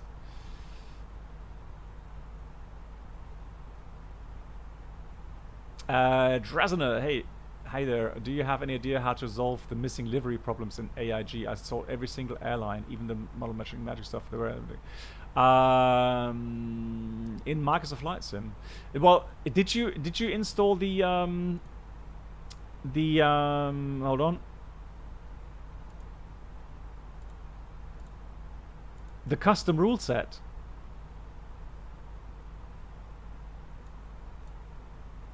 So this one here.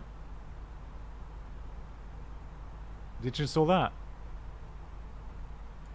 That is important, otherwise the sim won't know what to model match.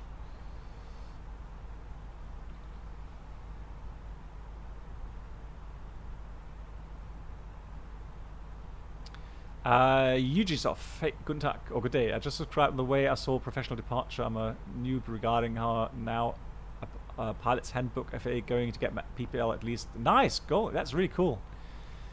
So to play flight sim is exciting for me at the moment. Yeah, well, the thing is, so you just off the cool thing about the flight sims these days is, especially when it comes to general aviation, here in Microsoft Flight Sim, you've got some good add-ons. So the Cessna 172, for example, apparently with the upgrade, with the realism upgrade, is a very good add-on. Apparently, it flies very nicely. And the cool thing is, you can actually fly here in the sim in your area where you do the real world flying, and you can actually look at some of the the kind of standouts in the terrain, or any scenery standouts, obstacles, the towns, the roads, and so on. That really helps, absolutely. Or if you have a Garmin, for example, GPS system, to program the Garmin and so on. Yeah, all these things, they really help you with the real world flying.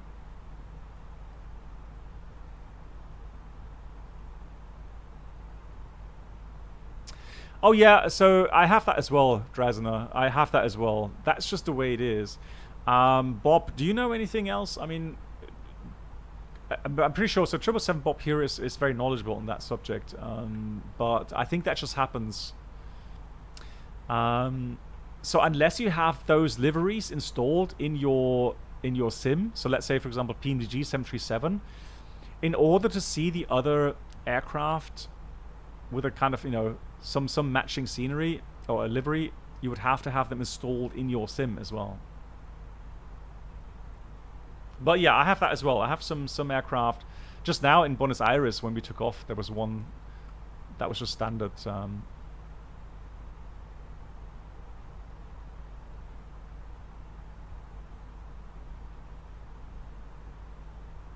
There is Bob. Thank you. Right. Oh yeah. I mean, I can already see some of the first mountain ranges coming.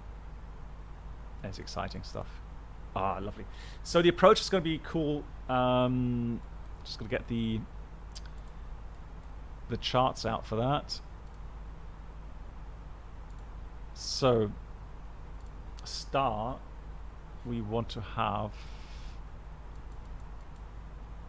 the Umkal star.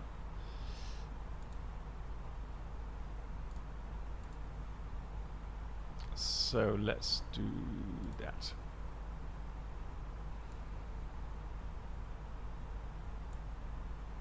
There. That's the 5 alpha. Yeah, that should be one of those, right? 6 Charlie. So 5 alpha or 6 Charlie. Let's see what the difference is. So this one is an ANF arrival. And the 5 alpha probably... Yeah, so the 5 alpha will be a conventional star, but we'll do the ANF star. For the 17 left, 17 right. And you can see here, coming via Umkal, high altitude, 22,000 feet. Elevation. Absolutely crazy.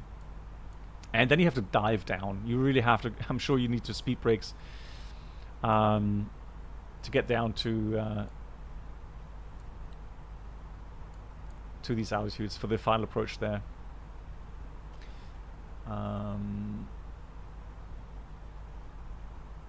If you have single pack failure, will you return to departure or continue to destination? Well, that doesn't only depend on single pack operation. So you may be limited to 25,000 feet, for example. 737 has that, for example. The question then is there a way to have it fixed at your destination? So do you have maintenance that maybe can fix it? You would then need to consult your minimum equipment list. So once you are on the ground, engines off, you have to look into the minimum equipment list and then determine if you can actually fly back again. So let's just have a look. So give an example: air conditioning pack. When the speed brakes are available, one is required. One pack is required. Restriction is ATOPS is not conducted. Highest altitude is limited to 37,000 feet. And there's a procedure you need to do. There's also a maintenance procedure that needs to be done. And there is the problem already. You need someone qualified to work on that maintenance procedure. So if you're flying to an airport that doesn't have maintenance there, then you can't fly to that airport. So you're going to have to return. So it's not, you know, it's not just simple black and white decision making sometimes.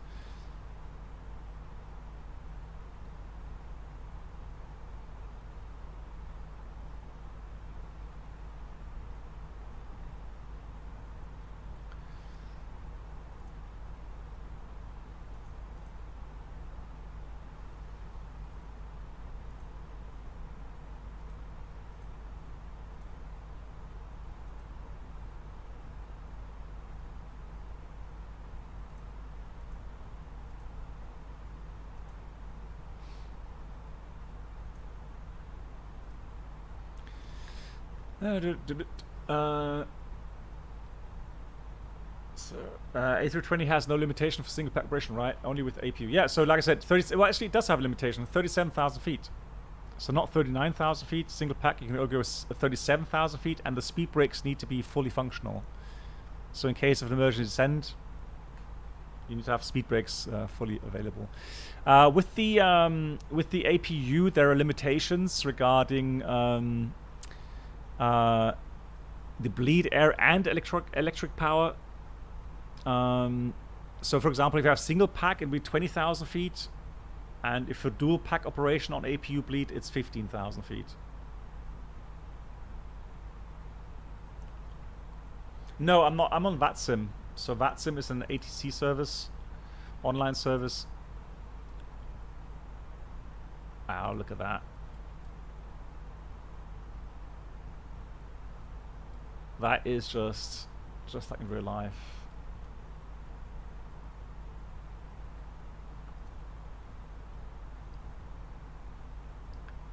Hey, Marty, thanks for the offer, but all good. We're all good right now, so no escort is required.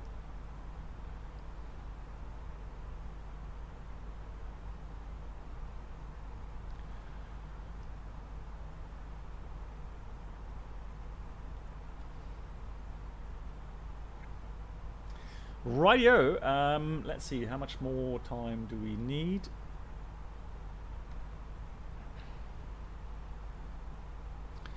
So 58, about 40 minutes, 45 minutes. Perfect.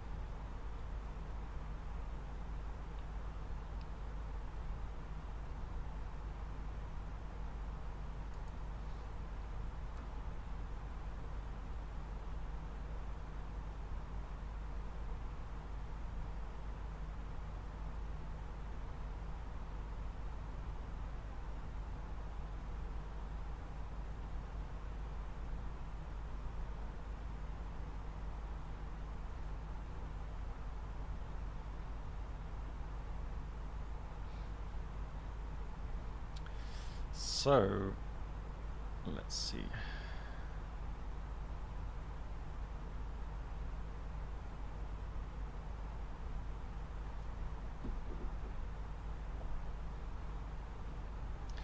Where was I? I was going to have a look at, oh yeah, the arrival. So, that's what I mean with, you know, we're going to be fairly low here. So we don't have much room above the mountains, and that's really spectacular. I remember flying with a 747 here. You know, when he's normally you're like 10,000 feet above mountain ranges, but here, because of that arrival routing, you have to be low. So really like 2,000 or 3,000 feet above these mountains. It's really beautiful.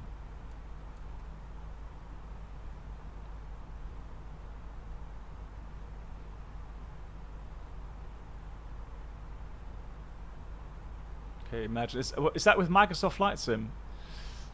So I guess it's your internet up and download rate that may be a bit limited. Yeah, so when you move, it does require a lot more download, upload stuff, and obviously, maybe even from the GPU, so graphics card. Yeah, so the whole system is a bit stressed out, and that's when you know, sound issues occur, crackling noises, that sort of stuff.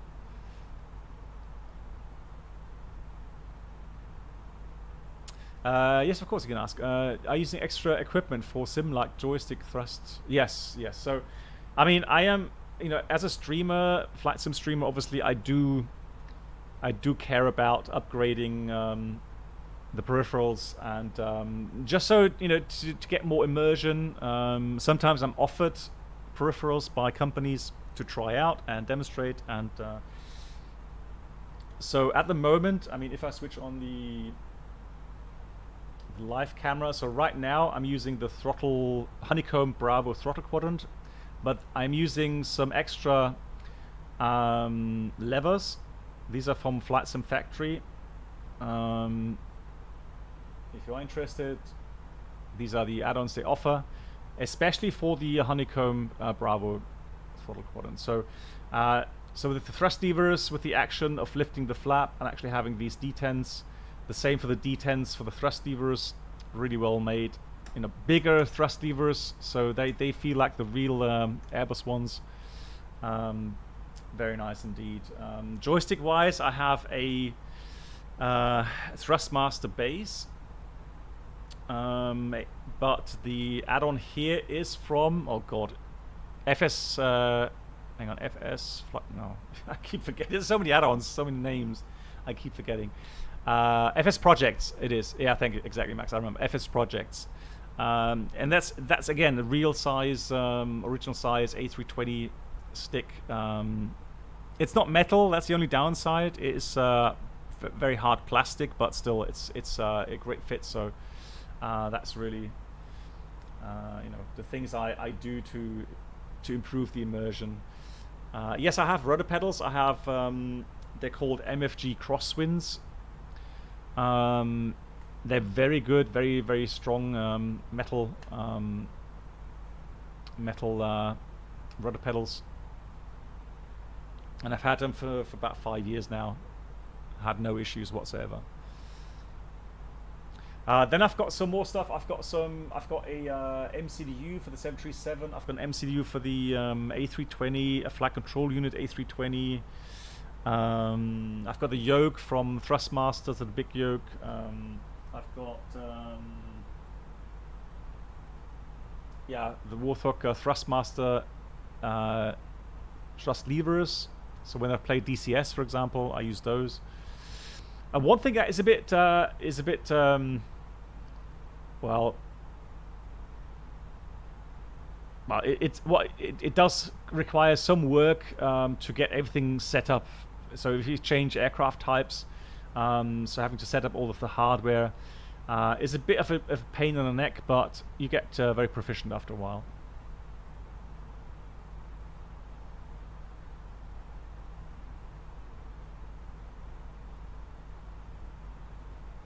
Yeah, no. So Diego, I've tried the Thrustmaster Airbus throttle set and the stick, and the stick I actually really like the stick. I think that's actually a very good product. Yeah, the thrust levers I never really got you know, got fond of thrust levers because I just feel they're too small. That just doesn't do it for me with the immersion. Oh yeah, insane base, right? I know. Again, there was lots of stuff, lots of hardware I would love to have.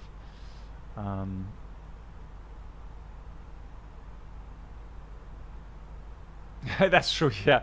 But to be honest, you know what? I have to admit, flying the Challenger, for example, or the 737 with a yoke, it's just different. It just, you know, you feel like you're flying, you know, a proper, you know, aircraft with a yoke instead of a stick. Again, it's not necessary. It just adds a little bit to the immersion. What do I have? So I fly currently. I do fly well, currently I'm rated on the A320, so I fly the A319, A320, A321, A320neo, A321neo. I've been flying in my past career time. I've been flying the 737. and the 747 Classic, so 747-400. Yeah, Lewis, absolutely, yeah. I had a T16000 when I started out again with the flight simming, yeah. Yeah, that was fine to start out with, absolutely.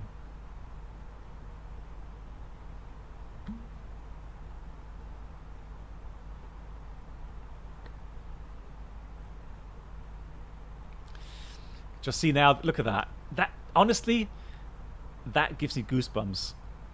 That just, I have memories. It looked exactly like that. A bit of haze towards the ground. And then you see the mountains come up in the distance there, the Andes. Absolutely brilliant.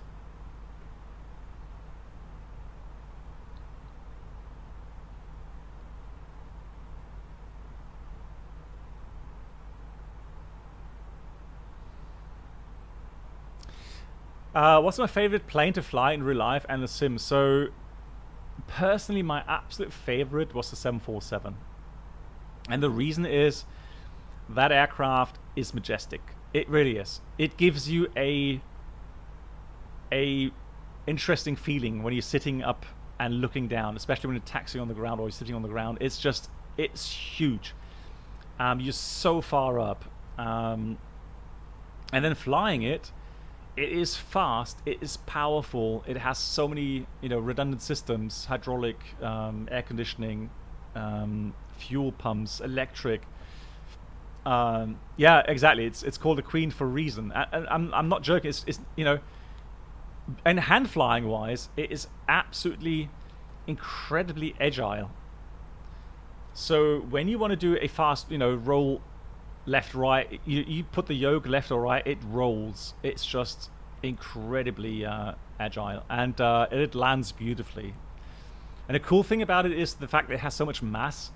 Any kind of wind disturbance, so the smaller ones that knocks the 737 or A320 about, the 747 is you hardly notice it. It's just, it's a big aircraft. A380, no. So for me, Branold, it never was an option. So when I was a first officer, there was no A380. And as a captain, no, no. So I'll tell you a quote. I was on a seminar and there was an A380 captain there, and typical, the 747 guys made fun of the A380 guys, and the A380 captain said, "You know what? It's fine. It's an ugly aircraft, but remember, most of the time you're sitting inside of it, and then you don't see that it's so ugly." So yeah, it's all personal preference, but no, for me, A380 has never been. I know it's a beautiful aircraft for passengers, for example. So no doubt, passengers. I've flown it twice as a passenger. Amazing aircraft. It is like Queen Mary, absolutely. But outside, no, no. More packs equals more trouble. Well, believe it or not, was it 2 days ago, 3 days ago? I was called up again to the gate. So I got a call from my gate agent saying there's 2 passengers that have been very loud and obviously had a couple of drinks too many. So I had to go up again and do the serious talk with them. And well, luckily it worked. So so I told them that I'm not happy with their current state, that they actually had too much to drink. And then I say, well, my proposal would be, if you do fly with us, you're not going to get any alcohol on board. And it was a 4-hour flight, so it's for them to consider. And normally what I see is if they start reacting aggressively, then I know they're going to be trouble on board, and they just go off. They will not fly with me. But yeah, those 2, they're about age 30, I think, and yeah, so they were impressed by my speech, and they behaved. They had water and orange juice, so that worked. But it happens quite frequently. It really does, yeah. So Yeah, the pilots are responsible, yes, because Diego, in the end, so it's a legal standpoint as well. So, for me as a commander, I have to make sure that the aircraft is in an airworthy state to fly. So I need to check the technical logbook. I need to know what isn't working, if anything. You know, check the minimum equipment list, etc. And then on the outside check, I need to make sure that there's no leaking fluids, so no fuel is leaking, no hydraulic is leaking, there haven't been any bird strikes, the tires are good, the brake wear is good, etc., etc. So you make sure it's in an airworthy, state. I have to do that before every flight, and I can send my first officer to do that. He's qualified to do the same check, so yeah, he'll do that. So when it's raining, the first officer does the outside check, and if it's sunny, then I'll do it.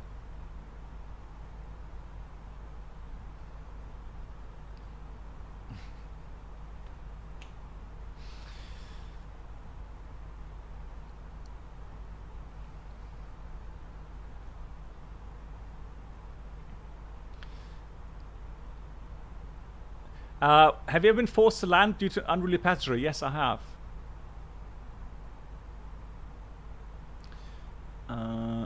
Behave, Bob. Yeah. What is it now?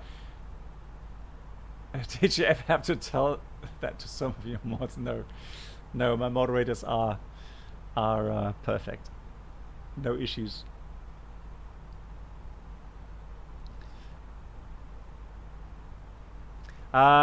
You also think it got worse since COVID? I find passengers in general more aggressive. Oh yes, so Alpha. One thing I find is aggressiveness comes quite often, frequently, from having to wear a mask. Because there's not many airlines around the world these days, oh look at that, that will tell you to wear your mask. And I just heard today, actually, in Germany, apparently you don't have to wear masks. There's going to be change in the law, and apparently you're not required to wear masks on board in Germany anymore. And the health minister, he can, in case of very high COVID numbers or infection numbers, he can then employ that law again regarding mandatory masks on board. But it seems like the politicians have accepted the fact that it's actually causing a lot of aggression from time to time. So yeah, that's always one of those issues we have at the moment. So discussions regarding the proper wearing of the masks.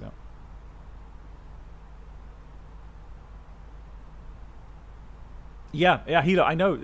The thing is, so the law is actually any flights departing within Germany, so departing Germany, flying to Germany, or flying within Germany, then passengers have to wear a mask. It doesn't matter, it's not up to the airline. It's a country regulation. However, it depends on the airlines how they enforce it. That's the thing. So if they don't enforce it, then obviously passengers will not wear their mask.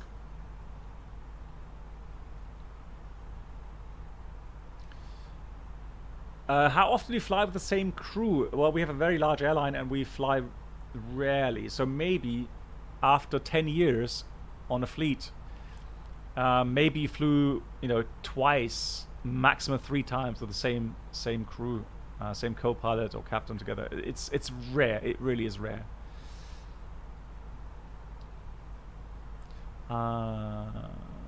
Okay, so why is the pumps in the center called jet pump? So in the A321 and the Neos, it's a jet pump because it actually relies on a different concept.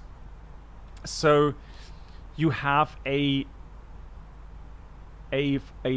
fuel flow through a pipe, and because of that fuel flow with a lower pressure, it sucks in fuel through another opening. And so it's a physical concept, so it doesn't need a moving part to actually have fuel being transferred from one tank to the other. So that saves obviously maintenance, it saves money. So those jet pumps are actually quite good.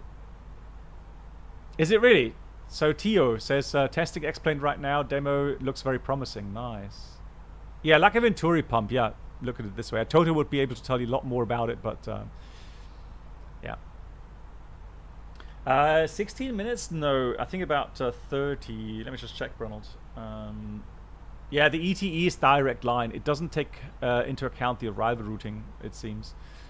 Well, 18 minutes. Actually, no, disregard. I stand corrected. I've been talking too much again. Let me just get the latest weather. What is flying to Rome like? It's nice. It's actually quite good. Italy in general is fine. I just had one experience a couple of days ago flying to Napoli where they had a thunderstorm on the final for runway 24. And that actually caused a lot of stress.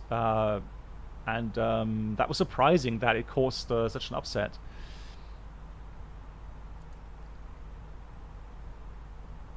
Combat approach. Yeah, so if we go 240 there, 80 miles. So that's the restriction. We'll check that in a minute. Let me just enter these values here. So we got Cavalcade, 28 degrees, beautiful weather, spring weather there. 1013. I'm so happy that I found the flight today because I saw the weather was nice, no clouds or little clouds. And I thought, well, we've got to go to Santiago. Absolutely brilliant. Forget it. So, approach. We'll do the Zulu 7 left. Where is it? Where is it? Where is it? Where is it? Where is it? Hang on. Cut 2? Oh, then it's a Yankee, disregard. So Yankee is just a cut 1. Oh, okay. Zulu is a cut 2-3 in this case. Alright, Yankee it is. Minimum is cut 1, 1750.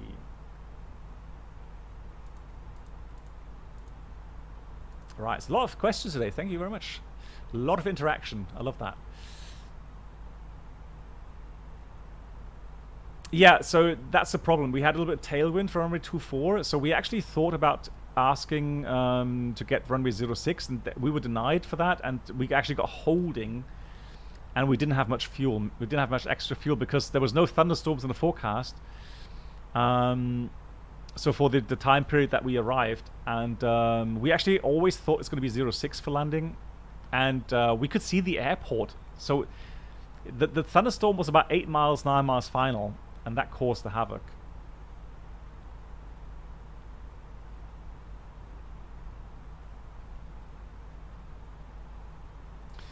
Alrighty, let me put Umkal.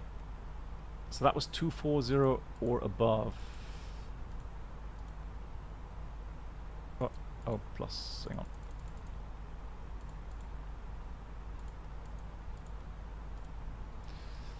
Descend.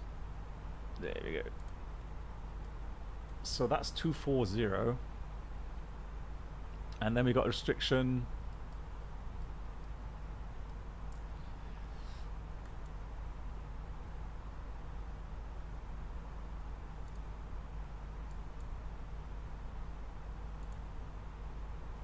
Where am I? Here. Then we're going to go to the start. That's the one. Oh, Jesus. That scared me. What was that? Hey, Diego, thank you for the 100 bits. Oh, yes, please do, Diego. I would love that. Yeah, I don't have... I wish I would have had, you know... Oh, look at that. I wish I would have had, you know, cameras back then and film those things, but I didn't, so...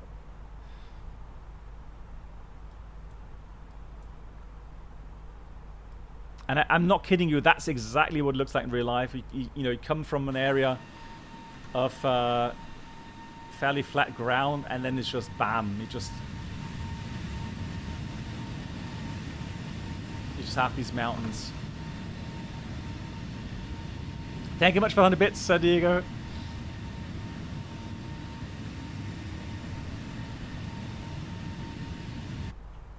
Oh yeah, your truck driver in northern Canada with the snowfall. Oh yeah, I can imagine. 60-hour work week, good lord.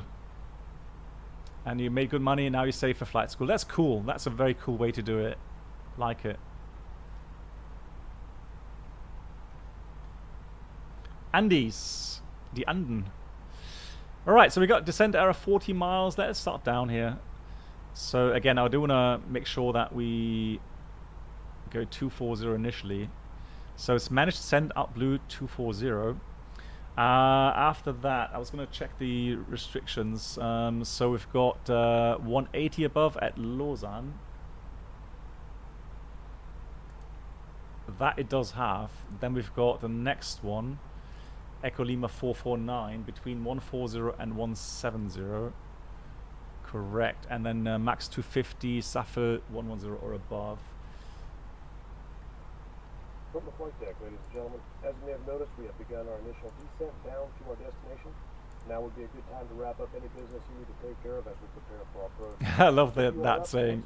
Wrap up some final business you need to take care of. Like go to the toilet.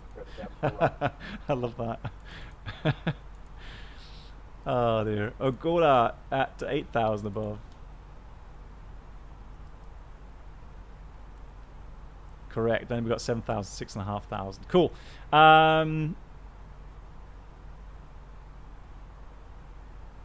Alrighty. Landing distance. Oh, look at that. Oh, I love it. It's just a big smile on my face right now. It's so exciting.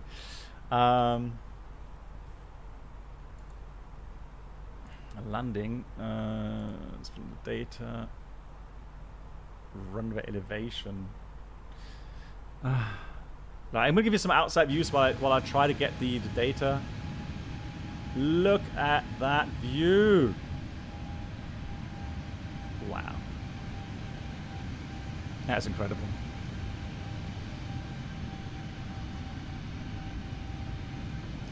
I was hoping it would be that beautiful, but I did not really think it's going to be that good. That is brilliant. Experimental version.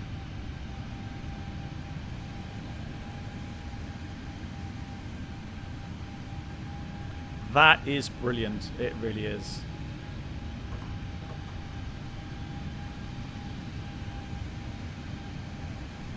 Wow. Hey DK, how are you doing?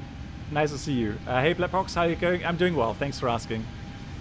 First time full-time work after my graduation. Nice, congrats. And you're now in the big working world. All the best. I wish you all the best. They're exciting times, right?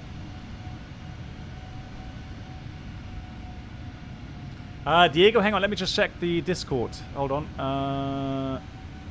Diego, thank you much. Hang on. Oh, the video as well. Okay, beautiful. Yeah, nice. Andes, yeah, hey Amundos, exactly. Thanks for the picture. I'll have a look at the video after the stream. Thank you much for that. Right, I tell you what, guys, I'm not going to go through the calculations here. I know that's dry runway. We have a long runway. So we want to exit. Where is it?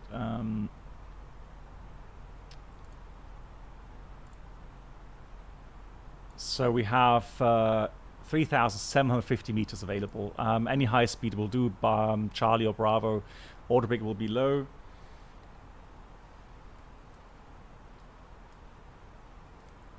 Yeah, thank you so much, Eugene. Oh, Eugisov.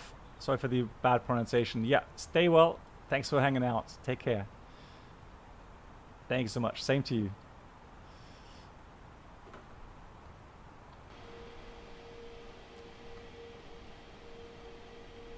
Incredible. Look at that. Wow. That is just gorgeous. Gorgeous, gorgeous, gorgeous.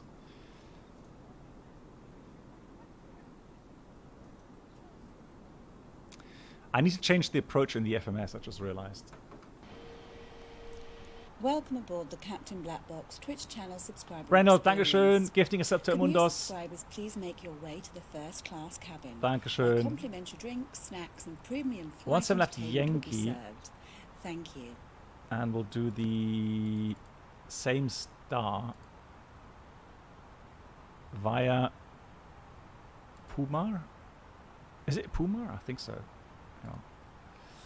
So Safel Pumar. Yeah, there we go. So that's all the restrictions. 240, and that's what I mean. Look, you are descending, and this is what you see. Welcome aboard the Captain Black Box. I'm not joking. This is not exaggerated. That is exactly what you would see subscribers, please make your way to the first as you approach. Cabin, where complimentary drinks, snacks, and premium flight wow, will be that served. is absolutely cool. Thank you. Hey, emergency. I'm missing the Y there. Imogen, thank you so much for the Twitch Prime. Welcome. That's really kind. Thanks for spending the Prime here on my channel. Wow, that is so cool. And literally the first time I felt uncomfortable. I was like, are we doing the right thing here? So track mileage, 73 miles to the field. You have to be this low. That's the thing. Yeah, auto marker, absolutely. And for the passengers as well. I mean, Diego can confirm this. I mean, look at that.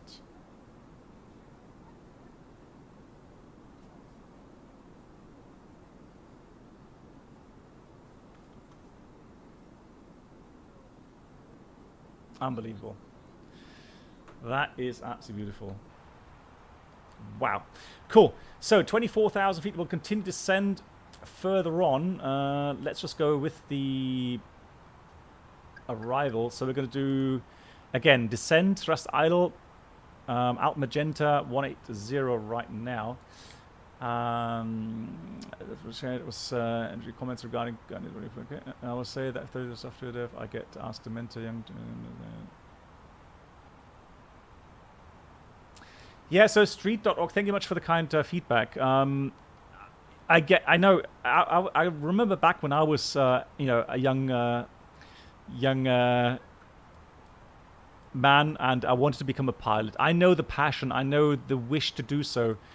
And it's easy for me to say, stay back for another year, study something. It's easy to say, but if you feel the fire and you want to become a pilot, I know what it means. So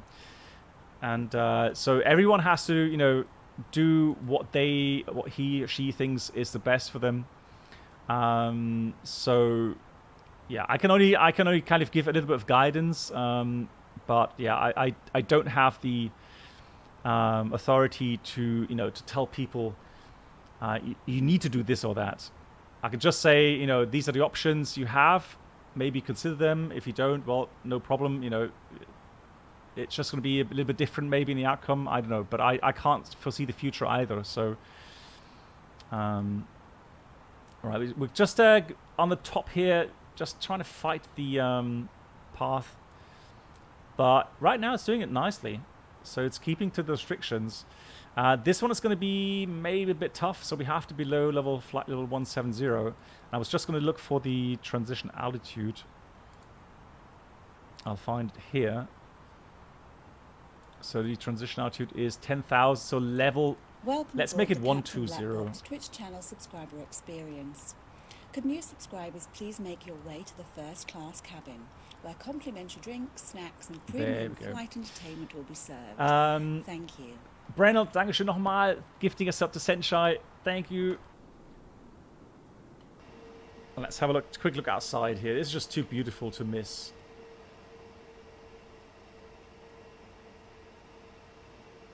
Absolutely incredible. Hey, Pack, how are you doing?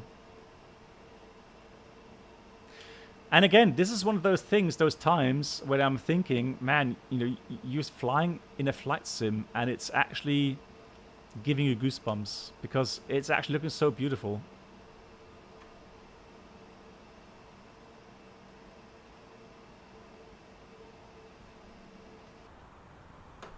Incredible stuff. So you're getting a very good impression of what it looks like in real life. Dr. Nerd Rage, big thumbs up on the day. But really? Okay. Cloud set to max quality though, otherwise. Oh, okay. Wow.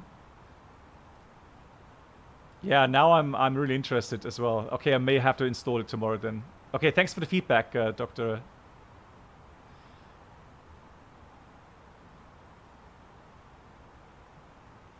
Yeah. All right, so we're coming in. Let's get the people strapped in as well. Oops. Get the signs on here. Oh.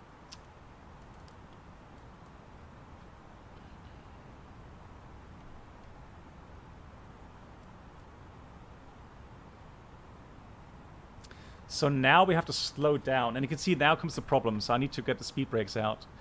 How many track miles do we have? We've got 40 miles. Elevation was 1,500 feet. So, well, we should be all right. I don't see, unless there's a window we need to fly through. As far as I remember, there's always above altitudes on the star from now on. So, yeah, it's always, that was the one we met. That's all above. So, interesting that it's actually saying we're almost 2,000 feet high in the approach. Oh well.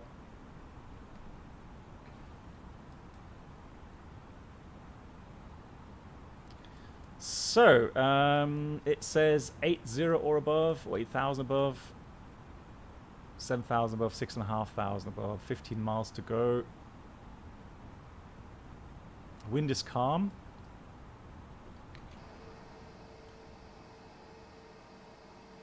Brilliant.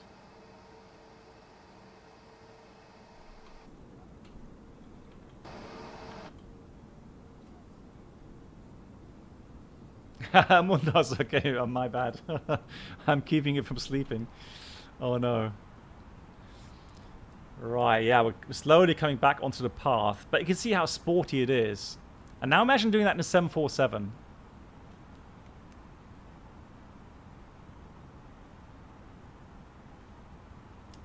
Brilliant stuff. We've got some cloud cover there. Gorgeous. So we are in transition 10, 13.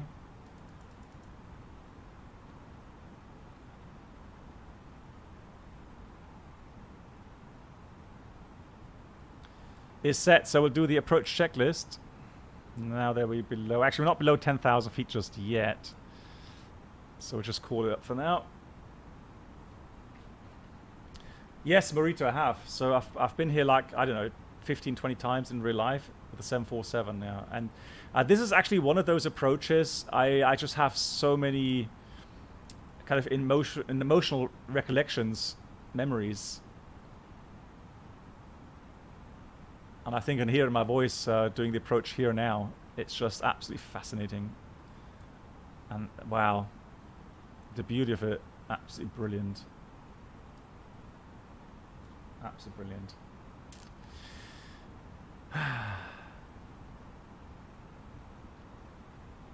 Good.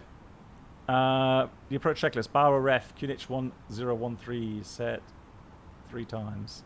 Seatbelts are on. Minimum is Barrow 1750 feet. Auto brake is low. And engine mode selector is normal. That's the approach checklist completed. And then we got the next checklist.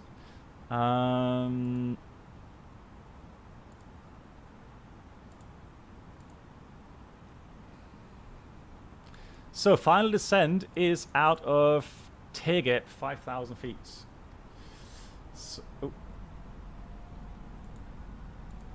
So 5,000 is set. Open descent, thrust idle. Come on. Come on. All right, manual thrust.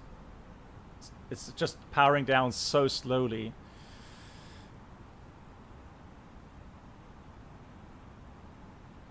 And we need to get to 5,000.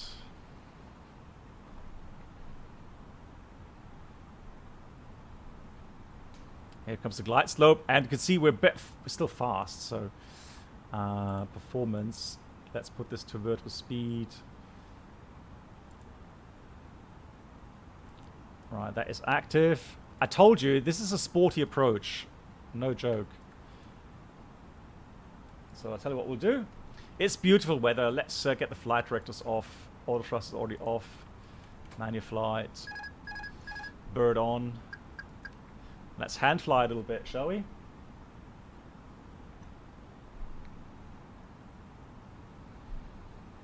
There we go. Hey! Jesus Christ. Do you guys have to scare me like that all the time? Oh yeah. Sorry for the like I'm sitting in shorts, but it's just so warm in my room here.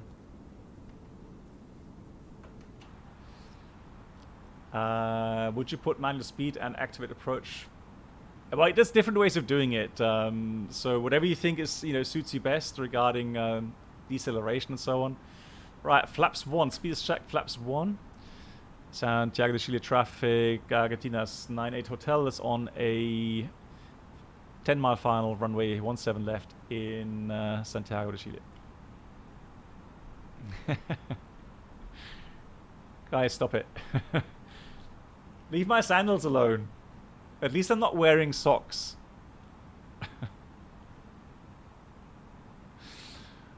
Oh, right. So, final ascent coming. Right, flaps 2, speed is checked, flaps 2, speed brakes in. Down we go, and I just need to check missed approach altitude. We're going back up to 5,000 feet, so missed approach altitude is set.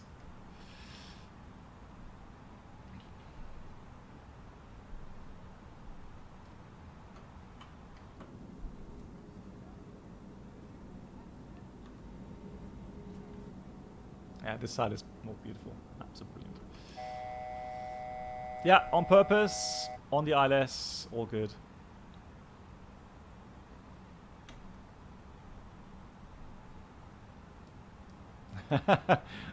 No, here in Germany you can't do that. You will get memed or told off. So here in Germany it's a big no-no, Bob. Sorry. 2,500 is checked.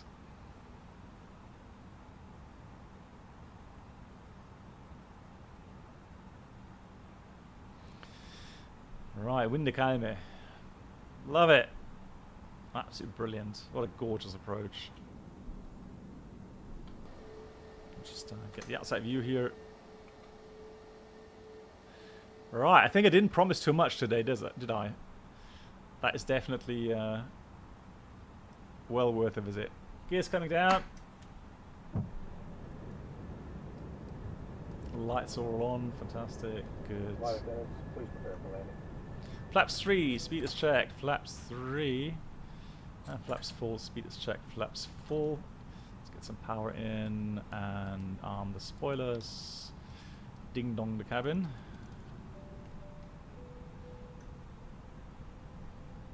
Landing checklist, and we have to read it off the checklist, no joke, so you're not supposed to do it off by heart. Ikamima landing, no blue, and that's the landing checklist completed. Cool.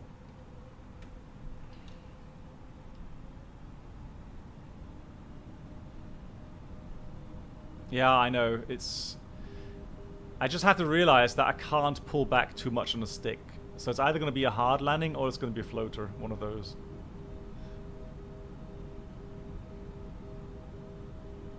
Hey, Solid Wings. How are you doing?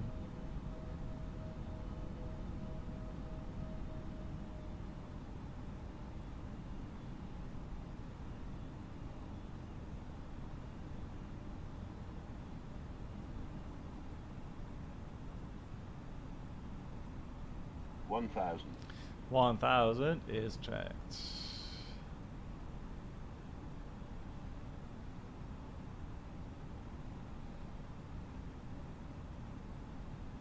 Yeah, so it really has a twitchiness to it that the real aircraft just doesn't have. So just be aware of that.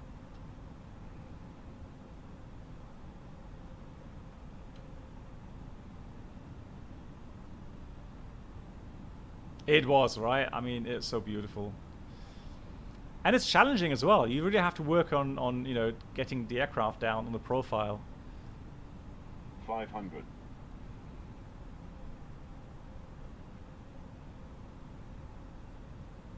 400.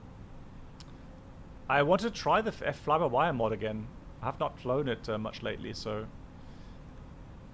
And there's been some improvements. 300. 100 above. Yeah, runways inside. 200. Minimum. Continue. Wow, it's so sensitive. 100. 50. 40. 30. 20. Retard. 10. 5. Santiago de Chile. Right, reverse. So spoilers. Reverse green and brake low. Decel. Brakes off. Minor brakes. Yeah, we'll take the second to the right. Oh, you guys are so mean. What do you mean you're back?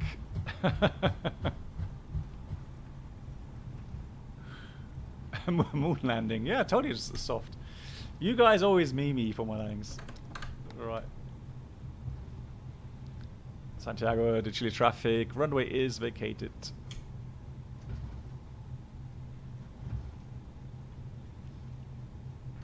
Para tráfico de bosque, Fuerza Aérea 08 con comandante izquierdo para final. Good night. I have no idea what he reported there. Thank you so much. Good night, Amundos. Thanks for watching. Yeah, you got to get to sleep, man. Yeah, you got to sleep fast now. Thank you so much for hanging out. Thanks for watching.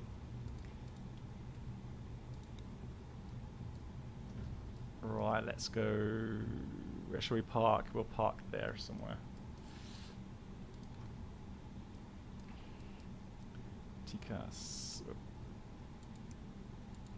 Bridge system off. Let's park here actually, shall we? Yeah, let's do that. Good night, black box.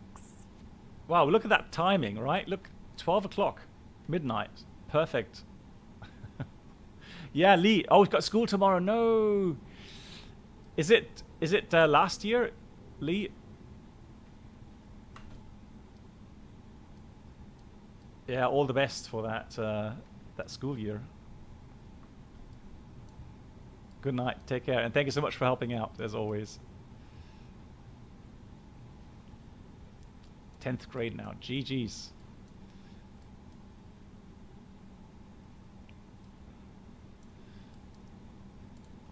Good night, black box. Bruno, like school, what's that? Yeah, yeah. All right, afterland checklist, so radar predicted wind shear system is off.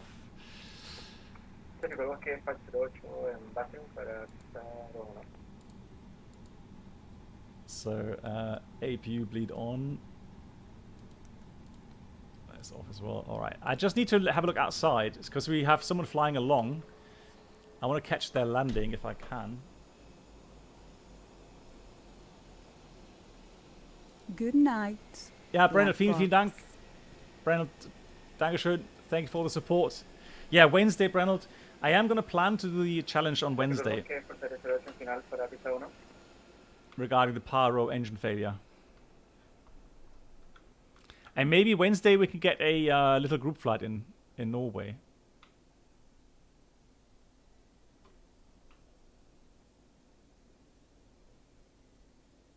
Alpha, where are you? Trying to catch your landing. Yeah, so this is the lovely airport add-on. Beautifully made, I think. Really nice.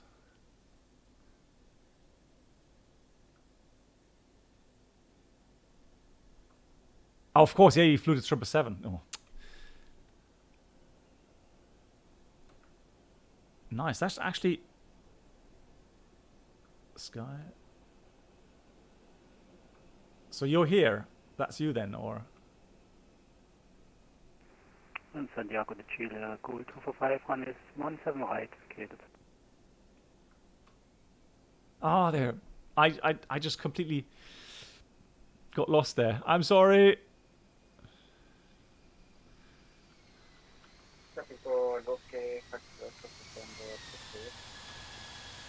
Goal. Lovely, lovely livery. Look at that.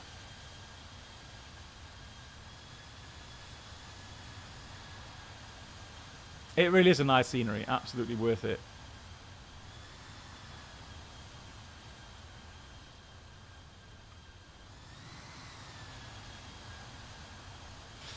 Yeah, I'll show you the night lighting as well. I don't know actually, but that, look at that level of detail. That's really nice. Interior, nope, but car park, very nice. So, let's have a quick look at night lighting.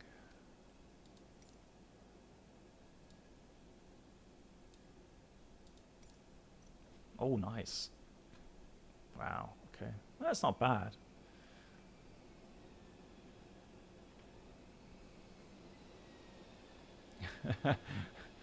What do you mean you can't find a parking spot? Come on. Wow, look at that lighting there. Yo. It was the first PBR airport. Yeah, I remember. Yeah, Senshai. Yeah, good point.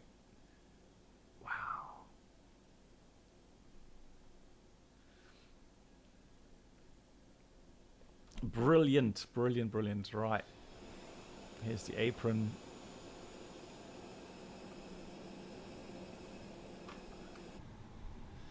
Right. Oh.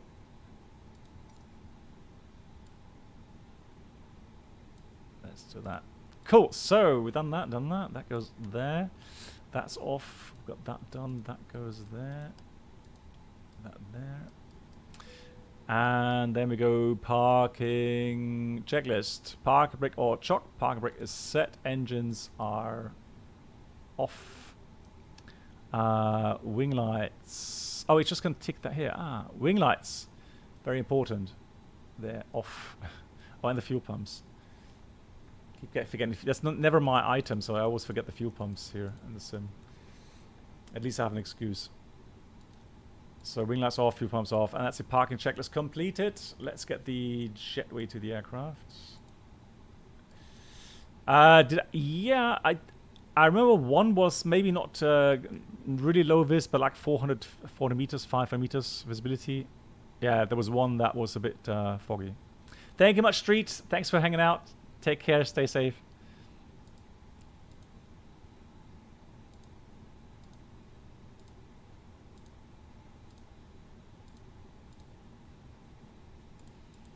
Right, let's get all the services going. There we go, that works as well. Nice. Beautiful. Right, big shout out to everyone that has been so supportive today. Thank you for the gifted subs, lots of them. Thank you for the donations. And I will see you again, if you like, on Wednesday. It'll be my pleasure to stream again. And we'll do Power. Brenold gave me the challenge of an engine failure. Runa, thank you. Always nice try. Nice try. Well, yeah, I mean, I'm going to install X-Plane 12. We'll see how it maybe is worth streaming. But I'm sure there'll be lots of streamers showcasing the X-Plane 12 now over the next couple of days. Bob, thank you so much for being here. Thanks for hanging out. Thank you for the support. My dear moderators, as always, here's your round of applause. Thank you for making sure the stream is such a great place here, and the chat is so friendly. Thank you for your help, guys. Good night. It was fine. Thank you so much as well to you. Thanks for the support. And I will see you again on Wednesday. Take care and good night.